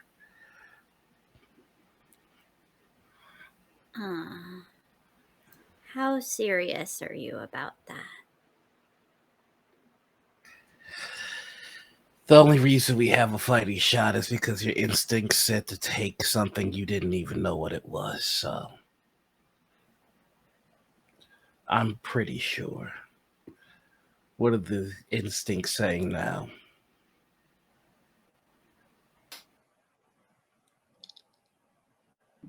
Okay, I don't like that look. I will say that off the top. I Just making it agree. known. Just making it known.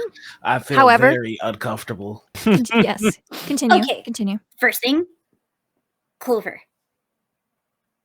I need your help. We need to break into their system here at the estate. Can you do that? Clover stands up and goes over to a panel. Free machine interface. Let's do it. So, machine interface is the one that does this. For 1 minute, you gain an asset on tasks to discern the level, function, and activation of technological devices that you touch. So I'm going to touch their computer console. So you're basically going to start futzing around with the computer console to see what you can get access to? Mhm. Right. Give me 1 second here. Because there's actually quite an extensive write-up on the defenses the estate has. Oh, defenses. Okay. This could be fun. This could be fun. Well, good. You deserve a challenge. Y'all are. I was gonna say y'all are not without your abilities. Like Yeah, we y'all have are an entire not. cloak. They're Y'all are defensive. no. Y'all are no joke. But the estate does have defenses, so I'm Yeah, gonna. I was gonna say, I mean, Joe would help if she was asked to, because she is also computer systems is also her bag, so I could try to give you an asset. Okay. Well, let's see what we're Or an working with. assist. Yeah, let's check. Let me check this here real quick. Okay. I have a feeling you're gonna pull this off. I like that. I've got a feeling. It is worth noting too that no one so far. This is going to be. I think this might be the first roll of the session. Oh my god, really? Yeah. Because I was in my brain, I was like, have they spent story points yet? Oh no, because we haven't rolled. We've just yelled at each other for an hour and a half. I mean, we went through. Do you remember those episodes we had where we would reach the end of the session and be like, did we? I would have a season without rolling. Yeah, we were like, did we roll any dice? I love it. Yeah. It's my favorite. Rolling's against Lacey's belief system. Yeah. Let me just pull up. They only roll on wheels, not with dice. Right. Hey. I also want to say I need to play something where I can roll my new D100. You can take someone out with that. All right, I I'm guess we're gonna obsessed. jump into another. Let's see what. Yeah, what RPGs? Call of Cthulhu? Yeah, I was gonna say we should pull out Call of Cthulhu. Roll some 100s. Only if I get to roll my big D6. Yeah. It's big dice. Big dice. All right. It's actually green. Fun fact. Big dice. But the green screen is Dice. pulling its color. Eating it. Yeah. Okay. So go ahead, and if you're going to hack into the estate's computer system, so two things to be aware of is right now, you guys, this entire time, you have not left the security building on the estate. Right. Everyone has been in the same facility this whole time. This is actually one of the most secure areas of the estate. So you are going to be rolling against, in order to gain access to the system and jump the code, you're going to need to, silly me. I'm flipping through all my PDFs and I'm like, I deliberately set my screen aside. Okay. So, yeah, you're going to need to beat a challenge. This difficulty is going to be 6 to start with, which is an intimidating and very difficult and very achievable, judging from what I've seen you all do, very achievable difficulty number to hit. So right now we're starting it off at difficulty 6. You need an 18 or better on a D20 to jump the code and hack into their systems. Okay. I'd like to spend a story point. Okay. This story point is going to come from Shock 22. This is going to drop. Thank you, Shock 22, for the support of Stream Punks. It's deeply appreciated. That's going to drop the difficulty from 6 down to 5. So you now need a 15 or better. Actually, they're called Ox Points. Ox Points. Thank you. Ox Points indeed. I need to get used to that. Yeah. I'm so proud of you. Actually, you called it Ox Points? That's how I used to, when I had braces, I used to talk like that all the time. I also would like to use this asset from machine interface. Okay. Blech. So that's That'll drop it to 4. 2. Okay. And then, funny enough, my skills are physics, electrical engineering, and recently took survival. So nothing there. Nothing. Yeah, that's not going to help you. Your tech kit. Thank you. Tech kit. So It it's provides 3 an steps. asset on all. Let me read it. I'm going to allow it. Asset on all tech tasks is what it is. The description of Yeah, that. I'm going to allow. So my brain was immediately like, yeah, but that's tech from a super science recursion. But then I was like, yeah, but it's also a character asset. I'm going to and you're a quickened that translated through here through an opposite gate, which means it functions. So I'll allow that as well. So that'll drop it from 4 down to 3. So 9 or better. Yes. I'd like to spend a level of effort. Okay. Yeah. So that's spending ability, 3 points of intellect Ox point tech. Minus edge. minus your edge. So And that 1. will drop the difficulty down to 2 from 6. Okay, 6 or better. If you want Joe as an assist, I don't know if we can have another. Oh no, you've already got 2 assets. Stack of effort if you want. Can't. Because we're tier 2 now, yeah, If right? you're tier 2, you Oh, can yeah. spend I 2 am. levels of That's one effort. more. I am, and that's what's my next move. So, real quick, just so you know, the first level of effort costs Ah. you 3. The second level of effort only costs you 2. But Ah. your edge can only apply once. That's okay. That's what Mhm. I was thinking. Yeah. So it costs, but then it's free, right? Because I have 2 edge. If you have 2 So- edge, then the first spend costs you 1 point, and then Right, the right. second spend will cost you an additional 2. So for a total of 3 2. points spent out of your intellect. So it's Got like, it. so if you're Oh. dropping it by 2, it's 5 total. Your edge will eat however many of those, and like Yeah. But it's just not the per first. spend, it's per like action. Yeah, it's the whole thing. Okay. Mhm. Then yes, it is done. Okay, so then what did you roll? Oh, I haven't rolled. Okay. So then if you spent an additional edge, so now the difficulty Uh-huh. has dropped down to 1. Okay. See now, watch. Add some clover. Don't though. mess me up, new dice. Mm-mm. They would never. Oh yay! It's a 12. Okay. I was like, here comes the nat 1. This would be the time. After all of that. Strangely enough, because the device that you use, Clover, the great part about this is the analog nature of their technology is not that far removed from some of the jury rigging you've done to create a universal plugin for this tech device. Mm-hmm. Plugging it into the back of the computer, you managed to Mm. find a USB port that seems to be compatible with your connection. You just click it in. The computer beeps in an acknowledgement, and then it immediately pops up an alert that an unidentified device has been detected and that security is going to be alerted. It takes you all a few seconds, oddly gratifying, pressing these physical mechanical keys that they have for keyboards. You all hear the clattering sounds, and oddly satisfying as you press down on these keys. A few seconds later, you jump the code and disarm the security in the system. A few moments later, it asks for a password. Seconds after that, you see a screen that simply welcomes you, Dr. Nami Watson. I turn dramatically to Ozzy. It is done. Then we need to find out everything we can on Recursion 111804. Typey. Or maybe look around first and then say.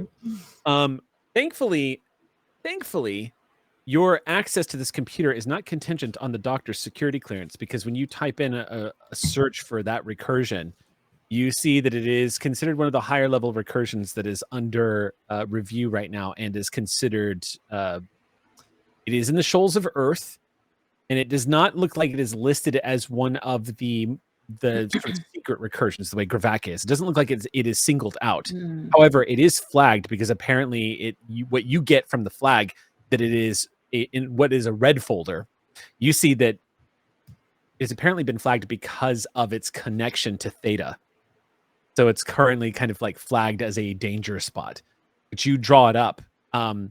As you draw up this recursion, you see images begin to appear in front of you. Some of these images look like they were probably reconnaissance images that were brought back from people who have visited the recursion. And you see all these informations pop up. You see some pretty spectacular images of the moon, where a city is built on the surface. And you see it labeled across it says Luna 1. Whoa. And a bunch of data begins to pop up all over about Luna 1 and like everything that is highly advanced super science society, originally built as sort of it was meant to be a colony to the rest of what apparently is being referred to as the Revel. You see that written across. What context that means, you're not entirely sure, but you also see that it has more and more data coming up of like an entire society that is built here, as well as a navy that is stationed here on one side.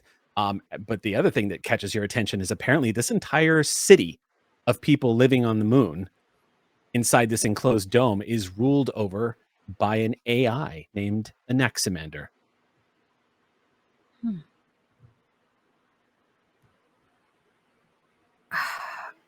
Okay, this is really cool. And I relate all of that back to you all. You see what looks like data files being brought up on a realm in which humanity lives in the solar system. And Earth apparently is quarantined, though it doesn't go into details as to why. Whoa. You see references to something called Space Force or Star Force. You see images of ships, naval capital ships that function in space, along with entire carrier groups that look like they host squadrons of fighter craft. You see cities that are labeled spires, and graphic comes up of that. You see what looks like a 4-kilometer long spire space station floating just outside of the Goldilocks zone between Mercury and Earth. You see an entire civilization of humanity that has spread out as far as Venus. Even a city that is built in the clouds above the surface of Venus that has a fully enclosed environment that protects everyone within. All of these readouts of political drama that's happening in this recursion, possible threats to Earth, possible allies to the estate. Anaximander is listed as aware and a viable ally to the estate, and is apparently aware of the strange. Is there any mention of Theta? There is.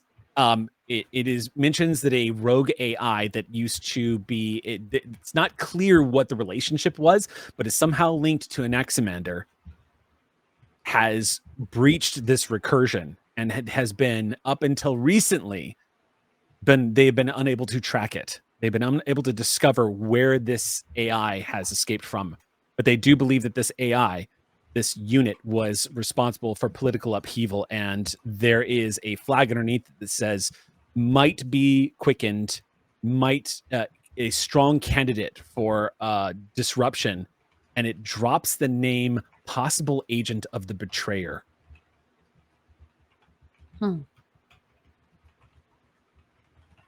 Again, I'm kind of reading all this out loud so everyone hears it. The betrayer? Did we know that that was the planet eating thing's name? It's a pretty badass name. Betrayal requires trust. Yeah, is there another entity that is maybe local to this realm? Or did they used to be allies? Is there anything else on the betrayer? Any other You can info? type in betrayer. Type it. Okay, you start making a search for the betrayer. The betrayer. When you type that in, it is flagged. It is an old file. You see it in one of the listings here, and it is going to require high-level security access. Okay. When you reach it, it says, you note that your current security clearance does not authorize you, and that your search is going to be logged. Sorry, Dr. Namey. Can I keep watch while we're doing this? Sure. Yeah. Zach, you just realize we're doing crimes. Kind of like looking back. This is all taken about 15 minutes. So you're just kind of like, Hey, they wanted our help. This is our help, I guess. So it's going to be another roll, and this is going to be a level 7 check to try to get into this, because you're getting into the top secret files here of the estate. Oh, I'm definitely rolling on this, and I would love some assistance. Okay. Clover turns to Ozzy and says, "Hey, want to try to hack this security level thing?" I would love to. I have just the thing. And then I turn to Joe. Joe over to me. I have my secret tech weapon. Not to cause problems, I think Joe is like dissociating a little bit at all of this. Like, Are you I think really, no, that's where health, Joe. She's like, okay, I've had some healing, so I'm not too bad. If we're 3 hours in, we've had a long rest. If we're 3 hours from a 24-hour acclimation period. Yeah, I still need I'm still at my next one is 10 hours, but like Right, I'm but if we've like, had 24 hours here to acclimate to mhm. this Earth, by implication, then yeah, we'll have had fair. your long rest for the resets. So she's good like health wise. I think this like very clearly all of this has been like too much for her to like. Hey, she's gotten like vague grasps on some things that she can like apply other knowledge on top of to like have some grippies sort of a thing. But this, I think she's sitting there like blue screening about this. Like, hey, I think it's like there's another one. There's another one. Like she's been told there were other ones, but now she's been giving information about another one. Not Like, not just that, but you see there are video clips. There is pictures of people in their attire having like dinner outside of what looks like this great domed building that looks out onto the sky where you can see the stars. I mean, they're literally on the moon. You're just looking at an entire civilization. I think this is too much for her. Like, I think that like right away when she was gonna like she could help off the top, like, yeah, she'll give an asset, whatever, but she hasn't seen anything, whatever. Okay, all right, I've sort of got a grasp on what's happened up until now. Yes, a computer, I can understand a computer. And then this computer just showed her so much shit that does not make sense. Okay, so she's struggling. I'll say I have just the thing, look to Joe, and then I'll double take and realize what's up. And turn back to Clover. Give me just a minute. Joe, you've got that look on your face like when we found out about DNA back when we were 10. Yeah, but like DNA makes sense now. And it didn't then. That's very rational. Okay. Talk to me. Tell me empirically what you are experiencing. Too much, I think, would be the... No, that's a value judgment. Too much is value judgment. How else do you value judge? How else do you judge another world? And there's more. I have to, if we have to go to them, I have to accept that they're real and that this is all possible somehow. Yeah. And I think I'm reaching the point where I am coming to the ledge of I will never understand how it works. I don't think that I can rationalize this. I think it's going to exist outside of me, and not that things don't already exist outside of me, but this is going to exist outside of me in a much bigger way. And Ozzy, I think I really want to go home. Okay. We're going to get you home. That's what we're going to do. We're going to get you home. And then you're going to chew on this. And then, look, these yokels need your scientific mind because they're clearly not approaching this rigorously. So we go home, you chew on it, you accept it, you internalize it, you expand your metaphysics to meet the metaphysics you met. Doesn't have to be now. Now it's just what's in front of us. No judgment. Just data gathering. Just experience. The data is space. That is a little bit hung up on that part currently, that the data is space and that there is the moon and that's the moon. But it's not our moon. And they live there. We always knew this was possible for quantum stuff. Yeah, but like not. It's no weird. Quantum stuff's so weird. Quantum stuff's so weird, right? Yeah, I don't like it. And you know, they're the quirks, right? Quirks. The quirks. They're like top and bottom, and I don't know, left or right or something. And they were charm. And you know the last one? Strange. It's just strange. I'll if it seems like a thing, I'll just like run the hand over the hair real quick. Don't need to understand it all right now. Don't have to. It's just a story. It's just a story. For now. For now, it can be a story. And someday it'll be science. It can just be a story. Oh, jeez. Once upon a time, there was an Aussie. And more importantly, There was a Joe. The bravest person I know. Oh, I miss my lab. Okay. I can help with the computer thing. I'll just I don't rub your back a little bit. Yeah, as we're moving up to the computer, I don't want to go to space. You don't have I to want to go to space. space. You I don't want to go You to space. don't have to go to space. You I don't want to go to space. And she puts her in front of the computer, and I will. All right. So how are you helping exactly? There's a single keyboard, and there is a single plugin, and there is a single person in front of this. So how do you see your character helping here? So if we're looking at code stuff, is that kind of what we're trying to get back behind, like clearance stuff? Is that essentially it is, for lack of a better way of understanding this, hacking into this through the security and trying to break the code. Okay. I have a specialization in computer systems. So Okay. I think Joe is just very familiar with Yeah.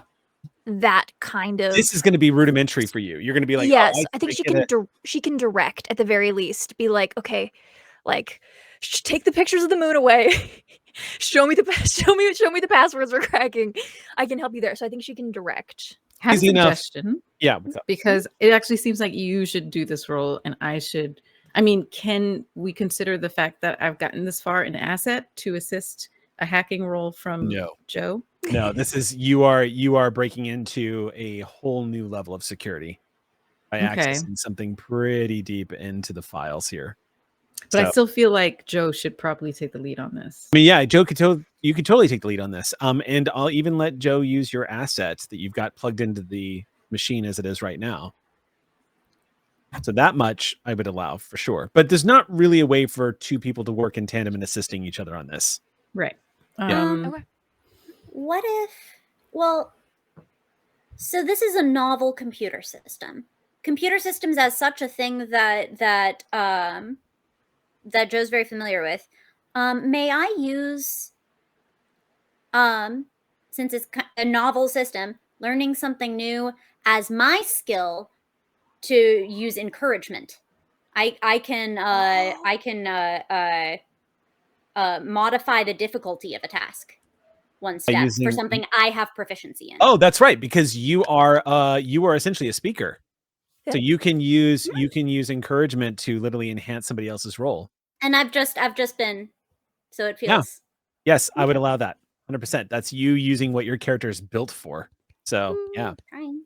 Trying. So yes, if you're willing to do that. Offering comfort, assisting on that level. Okay. I'm not magical like Dahlia, but I talk good. that whole talk down from the full freak out would probably be the that was the hope. Yeah. All right. Yeah. Go ahead and Okay, so it starts at 7, you said? It starts at difficulty 7, so that's 21 or 7. better. Okay. So we're gonna get the encouragement from Ozzy, the asset from what Clover has set up. That's gonna drop it from a 6 to a 5. Might hurt her 5. I am specialized So in that'll computer be- systems. Well, it's a specialty, so I believe that's 2. Yeah. So that's going to drop to 3. Mm-hmm. Okay. I would an like ox to spend an point ox will point. drop it. Thank you so much, Rogan27. An ox point is going to drop it down to 2. And I would like to spend my free level is effort. 1. Hyper competent, badass computer manipulation here. You need 3 or better. Here we go. I just need to just don't look at the moon. Don't think about the moon. Moon's haunted. Don't worry about None it. of that Don't imagery worry is about up it. right now on the screen anyway, so you're good. Yeah. Yeah, exactly. We got rid of that. We It's fine. She's just fine. have hand on the back. We just have code. It's a 5. Thanks, Ox. Wow. Which means if you hadn't done all of that, you absolutely would have failed that roll. Yep. Okay. Well, I threw in steep Slowly difficulty at you. compartmentalizing. That's pretty amazing. Okay, so 1 second here as I'm pulling up some of that, because now I've got to dig into now that you've made the roll, I've got to dig into the data here. So Did you say? Okay, so hold on. Okay. Let's see. Is that correct?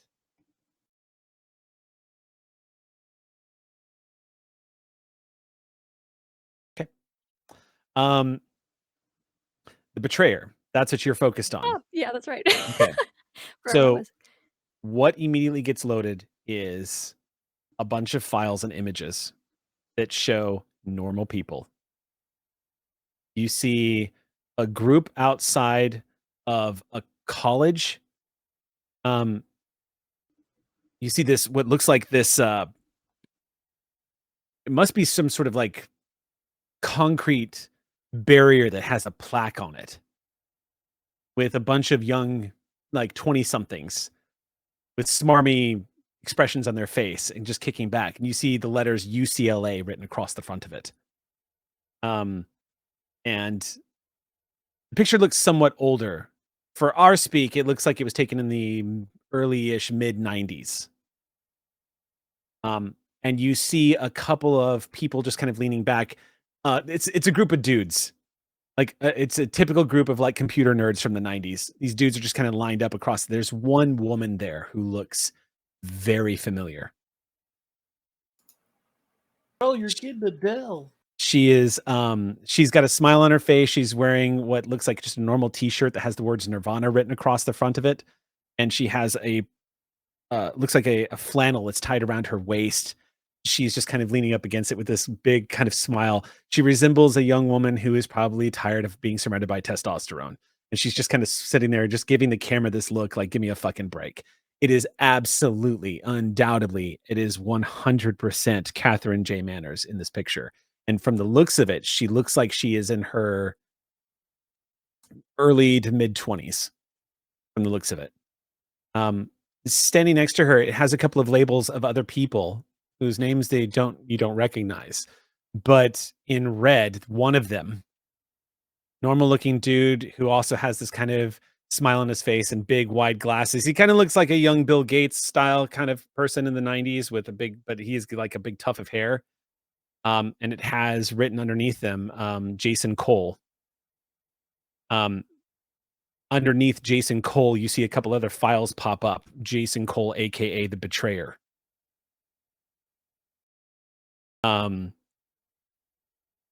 They love the dramatics here, huh?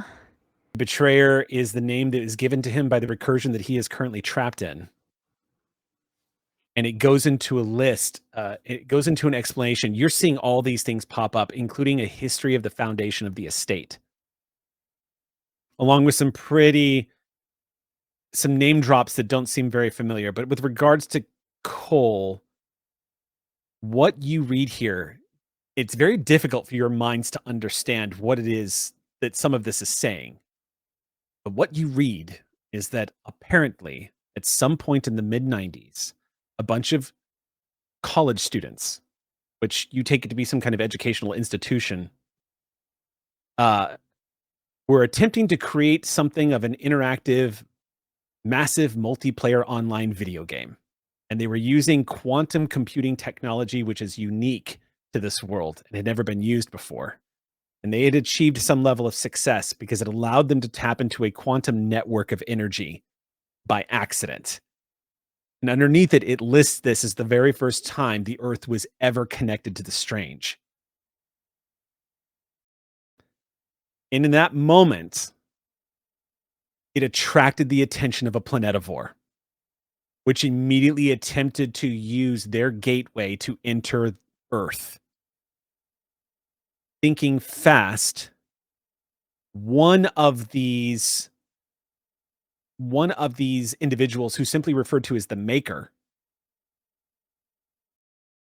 decided to load a program in place of this loading area that they were in and create what would be Earth's first known incursion, a world called Ardean. Ardeyn. Ardean. The more you read, you discover that Ardean was meant to be an MMO world, a fantasy world. And what ended up happening is all of these kids got sucked into this MMO world and translated over into it as their bodies here on Earth died inside of their virtual reality systems. It's annotated underneath it that somehow the maker managed to find his way back into the real world and translate back into this world in a completely new body. According to his statements, he then rushed into the computer science lab where they accidentally opened up the strange, and he proceeded to kill himself and all of his companions' bodies in order to stop them from being vessels of the planetivores, who you are just now learning have the ability to inhabit and infect people through some kind of absorption that can somehow like reach through and use their body as a vessel to enter into the world. And then managed to find his way back into this world of Arden to rescue his friends. The betrayer, however, this Jason Cole took on the name the Betrayer because he assumed the role. It gets a little off the rails here as you continue reading out loud. Apparently, this Jason Cole, now inserted into the world of Arden with the rest of everybody else, took on the role of the incarnation of war. He translated into this world and using his abilities to manipulate reality and his desire to get back to Earth, it just goes downhill from there. He's called the Betrayer because it shows later that this maker, who was one of the original people that discovered this, who saved the world apparently by creating Arden and stopping the planetivore from getting into Earth. It goes into vague detail, but apparently this Jason Cole turned against everybody else and tried to use his abilities and use the strange to essentially make his way back to Earth with the intention of becoming a planetivore. Becoming something that could become beyond and devour and conquer and destroy and rule over everything. He attempted, apparently, on multiple occasions to do just that. And it's theorized that some of the people that were lost might still be in Aridin, but Aridin apparently is a recursion and is one of the closest recursions to Earth, and that there are multiple agents right now still inside who have translated over from the estate, who are constantly like secret agents in a medieval society that is fantasy based, are living there, keeping an eye out to make sure the betrayer never finds a way into back to Earth. And in fact, it seems to indicate that the estate has multiple agents undercover in different realities all over Earth to make sure that the betrayer or any other planetivore or somebody who is attempting to access the estate fails. You are looking at essentially what would appear to be, not that Joe would understand the reference, but essentially a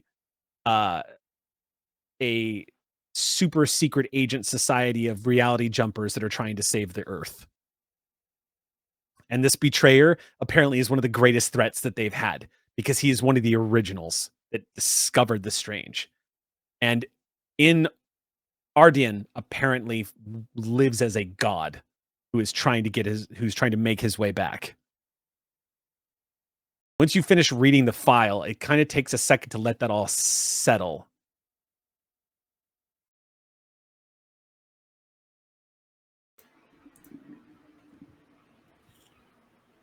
Can I say I was reading it over her shoulder? I assume Yeah. you were. Yeah. So yeah, Clover's also like, Are we sure that this isn't just like the weirdest dream? yeah, no, not sure. Yeah, okay. I turn to the others and I say, this just got weirder. A lot weirder. Where to even start? I don't know.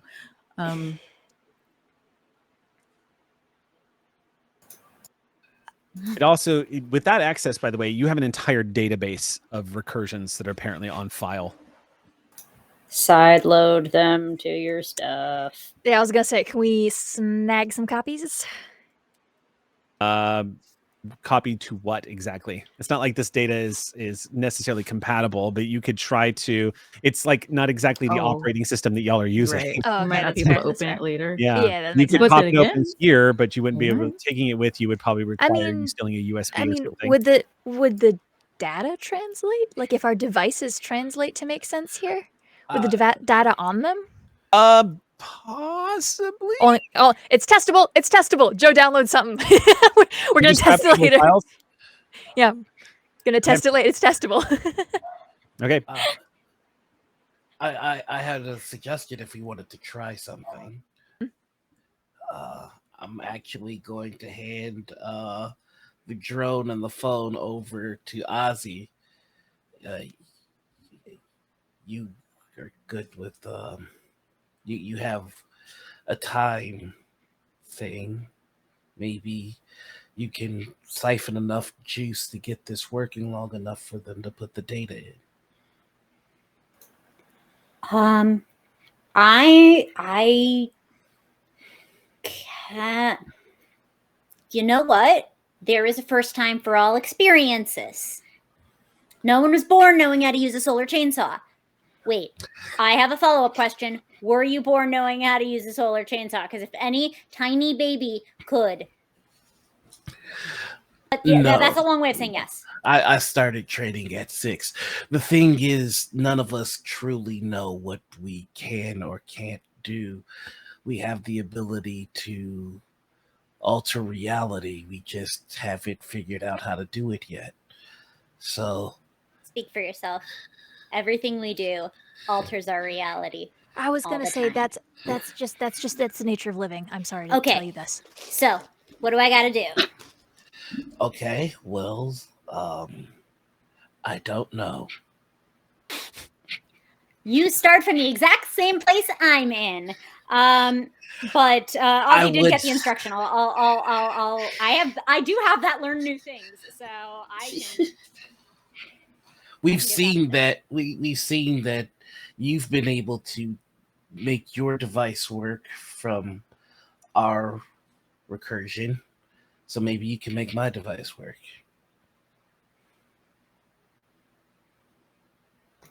Yeah, I would like to give this a try. So what specifically are you attempting to do? My suggestion was the question was, where were we going to sideload the data? I was going to say, if we could just get this thing on enough to receive the data, maybe that would work. Yeah, so Paka has finite storage in order just if nothing else than to have the onboard firmware, the flight nav systems, all the things that makes Paka go. Okay. So I would try to figure out how to load that info onto Paka. Because then that is a Gravak friendly format. A GFF, if you will.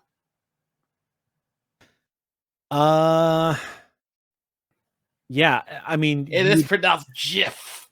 You would get out. You were say that. I'll see from this reality. Gravak friendly. It's not Gravak. All right. So you would need a way to interlink those two devices. You would need some way of connecting those two devices. Do I see a port on Paka? So are we dealing with something that is inherently wireless or inherently wired?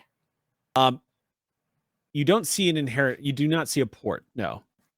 Okay. It is wireless by its nature, which of course does not preclude that it can't be connected somehow. No, wireless just means that there's an antenna inside of Paka. Yes. I will say this though. I want, if I could, I would love Dahlia to make me an intellect-based check here. And the difficulty of this is going to be 3. Intellect, you say? Mm-hmm. As these two are working through trying to get this data up on this device.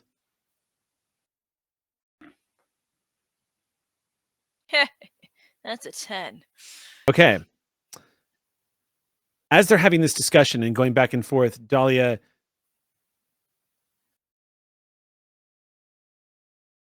let you tell me how this makes you feel, but you start staring at this computer, and for whatever reason, maybe it's because of the information you've been given, maybe it's because of the fact that your reality has kind of been turned upside down, maybe it's because you've learned some pretty incredible things about yourself lately. But as your eyes focus on this computer, you begin to realize you can do this. All you need to do is touch the computer. How you know this is a little chilling and maybe validates a little bit of what has been said recently about Theta. And it does kind of call into question how that's possible. But every fiber of your being tells you that if it's data that they need, you can just take it. So I think that manifests in Dahlia in the sense that she's overwhelmed with what she's hearing from everybody, and she just tries to like quiet her mind and just walks up to the computer, and she's just gonna put her hand on the screen and try to see if she can extrapolate from there. As your fingertips touch the screen, those of you who are right next to the computer, actually everyone really who's close to the computer, you see the screen flicker a little bit. And you see some of the data, some of the windows that have kind of popped open of these different recursions begin to flicker and flutter across the screen real quick. And as this happens, you see it all in your mind.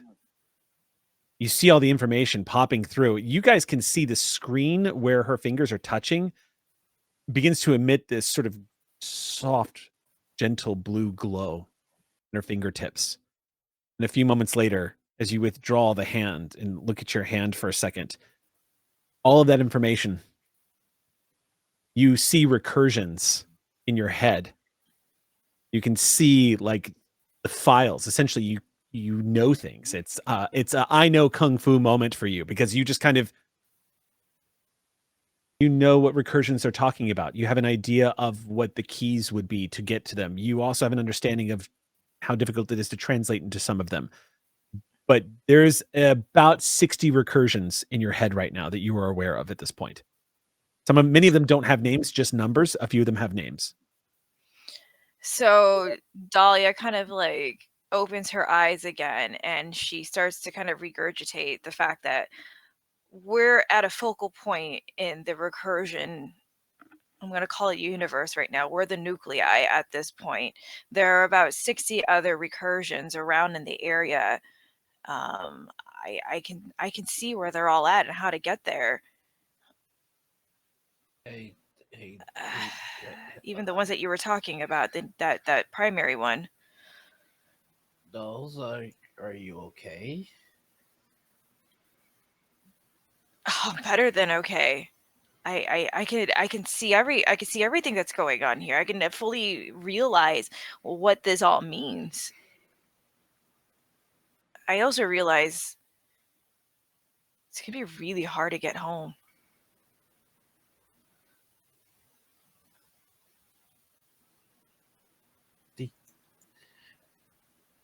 Do you know how you did what you just did? What do you mean? I just touched the screen. Yeah. Yeah. Wait, okay, hold on. Why are you guys looking at me like I'm the weird one? You guys all just typed in a whole bunch of like clickety-clack things and a whole bunch of information popped up? Yeah, notice how there was typing involved? Yeah. Can I Yeah. get one of these, by the way? These are really, I like this. What are the letters, the letter buttons are kind of cool. Not the point. I'm gonna touch the screen again to see if it does it again. What are you trying to do when you touch it again? I'm gonna try to get more information on one of the reoccurrences, one of the recurrences. On a reoccursion? Roll yeah, recursion, roll 2d10. Do I have a D10 around me? Hold on one second. D10s. You said D10s. Mm-hmm. Yeah, typically you don't have to roll 2d10 in Cipher system, but it is a good D10 is in the dice. I got an 8 and a 2. Okay, so you find 2 recursions then that you just immediately pull up. One of them is called gloaming. This recursion apparently is a level 4 recursion, and the laws that it's written under, you see as the file pops up on the screen, magic. It goes into an explanation that it's an estimated that 45% of the population it has what is called the spark, which is they are sentient and aware of the supernatural or the strange. The rest of the population are classified as shadows, which means they are manifestations of dream, or they are manifestations of the laws of the recursion itself. Think of them as like extras in a movie. They are completely unaware that they are in a pocket universe or that anything is unusual, and they follow what Spark seems to suggest is these people are understanding of the fact that they don't necessarily need to follow a routine and that something is kind of off. Think of Neo when he was waking up to the Matrix. That's kind of what a spark is, whereas everybody else is kind of just going about their business and fulfilling their roles in society kind of deal. The way it goes into a description of gloaming, which is the nickname for it, is it very much looks like a typical world. It looks very similar to this one. But then it's according to this, when the sun set, the world becomes rife with dangers such as vampires and werewolves. To what those are, you have no idea. But apparently it goes into a description of the dangers of being out in the evening in this particular world. And the other one, no joke, and I'm not kidding, the other recursion that you have rolled that is brought up is Oz. It references a level 5 magical recursion of a land that apparently is based off of some kind of very popular novel. It was discovered about 15 years ago and is apparently filled with things like flying monkeys, witches, and talking scarecrows. And as you're looking at this, you're kind of craning your head because you can see images and references to productions. What they appear to be like some kind of entertainment, comparisons being drawn left and right to the different pocket realities that is Oz, and an interpretation of Oz, and then an original book, of which, by the way, the first time you've seen one that wasn't being held by a butterfly, a paperbacked, like hardcovered book, rather, and it says Oz written across it. I want to go to that world as the player, by the way. As what's hilarious is in the Strange Core book, it speaks about how the fictional worlds of humanity are in fact live pocket realities outside in the dark network of Strange. And it says, yes, this means you can go to, and it says redacted, wars. Amazing. Amazing. So I imagine that Dahlia, I'm going to pull a page out of the Minority Report where, they're like doop like in space, like moving things. So I feel like Dahlia is kind of doing that like on the screen, even though it's kind of like taking place in her head. Yeah, it is. It's all being manipulated. Where you see Dahlia's rapid eye movement, the way a dreamer might be experiencing it, you are watching the reactions of this data coming up on the screen as she's touched it. So there's something about silver slippers. Or maybe they were red. I can't tell, but in witches and lions that are scared, but they talk. So these animals, by the way, would be referenced in the historical data files of Sati. So anybody who has had any kind of connection or grew up inside the central city, you guys would know exactly what she was talking about. Joe knows. Joe has it goes from this reverie to like, oh God, what? Okay, what about shoes? What about creatures that can talk? What about? Hold on a second. Oh my gosh, inanimate objects can talk too. And okay, hold on. There's another place that have people bite your neck and take out blood. I mean, you're seeing all of okay, this we pop might up. be getting a little outside the scope of inquiry here, and just everything in my heart wants to like ears. Poor Joe. She was like, she took blood from my arm. What does the neck have to do with anything? Their technology is not very advanced here. Maybe they needed like jugular eyes. Just a quick sidebar, just above the table, because you'll be tickled by this, but no joke. In the Strange Core book, the Necronomicon is an artifact of a recursion. What do we need to roll to land into I'm just saying, when I'm telling you this mostly because I'm trying to give you the tools so you understand that your characters are seeing everything. Like all of the different realities that could exist from this world branched out to the many others. Y'all are seeing this popping up on the screen, and Dahlia is getting a snapshot of a lot of them. Pulled my hand away from the screen again. Okay. All right. So I can do a thing. I can do that. Why are you talking about the Wizard of Oz? The Wizard of what? It's a book. What? Oh. One of my I think I read that one. I think the first year we were in the lab together, but people aren't quite as interested in commuter stories as I am generally, so it's fine. But that's one of those was a stack of things you said were definitely from a commuter book. Huh. Well, it's a real world out there. I don't like that. I don't. Ozzy, can I go home now? Everyone, Please? make an intellect check. This is for perception, so if you can hear things or if you're good at perceiving things. Do I have to get an asset because I was looking out? Yes. Yeah, I will absolutely give you an asset because you were on lookout. Yeah. All right. I don't have What's my your dino. difficulty? That helps you with perception. Actually, you know what? But that is a solid point. Not everyone. Just Zach is making a perception. Yeah. All right then. I love it. Yeah. Okay. Okay. The difficulty is 5. You get an asset, so it immediately drops down to 4. I like to use ox point. An ox point. All right. All right. So thank you so much, Breeks. We really appreciate it. As always, thank you so much for your tremendous amount of support for the Stream Punks. That's going to drop the difficulty from 4 down to 3. All right, Breeks. Like with the name like Breeks, I'm feeling more confident. We're gonna use that effort. Okay. Twice. Okay. So 3, 2, 1. So then spend them intellect points then. That's 5 points from the intellect pool. 5 points, and it's your edge. I ain't got no intellect edge, so my intellect is at a solid 33, baby. Okay, difficulty 3. Make your roll.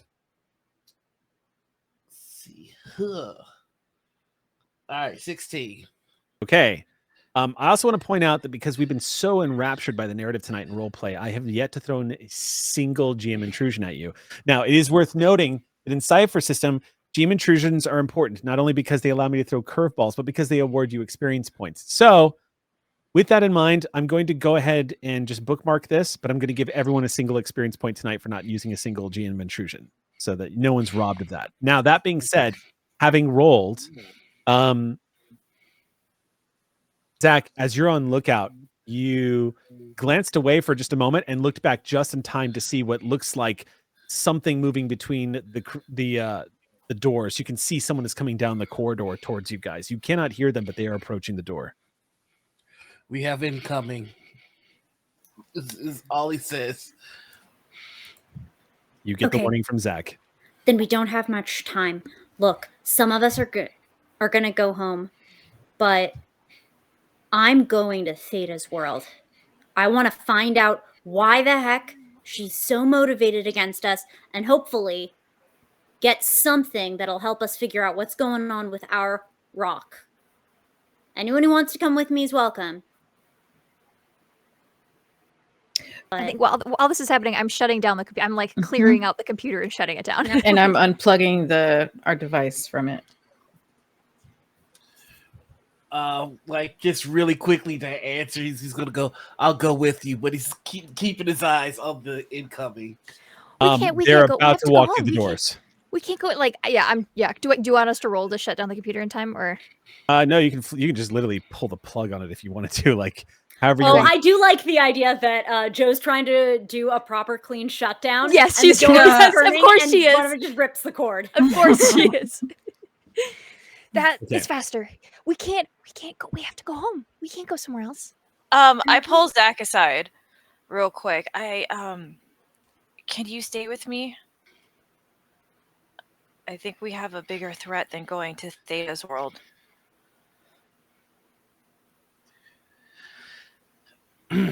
Ozzy. Yeah. I will help you as soon as I can, but I have to stay with Dahlia for some time first. You have about 2 seconds before somebody walks through the door as you're talking.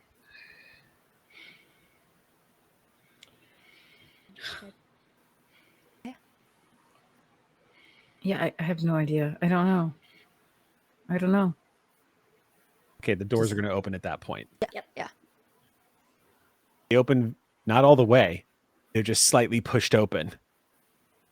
And sliding between them and closing them behind him, turning around, Orega smiles at everyone and says, "You're not leaving without me, are you?" That is where we are stopping. I hate this man. I'm so excited. I love this man. I'm so excited.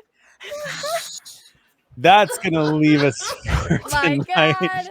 as he creeps into the door. That's going to be a good bookmark for tonight. We'll pick this back up next Monday night. As always, thank you so much, Ox Crew, for your continued support of the Stream Punks that lets these stories be possible.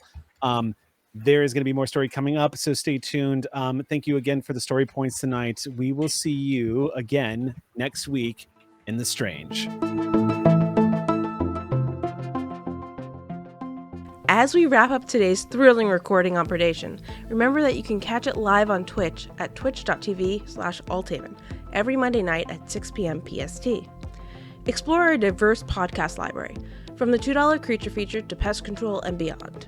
Dive into our rich archive, featuring everything from the eerie mysteries of ghosts and werewolves to the epic adventures of Star Trek and superheroes.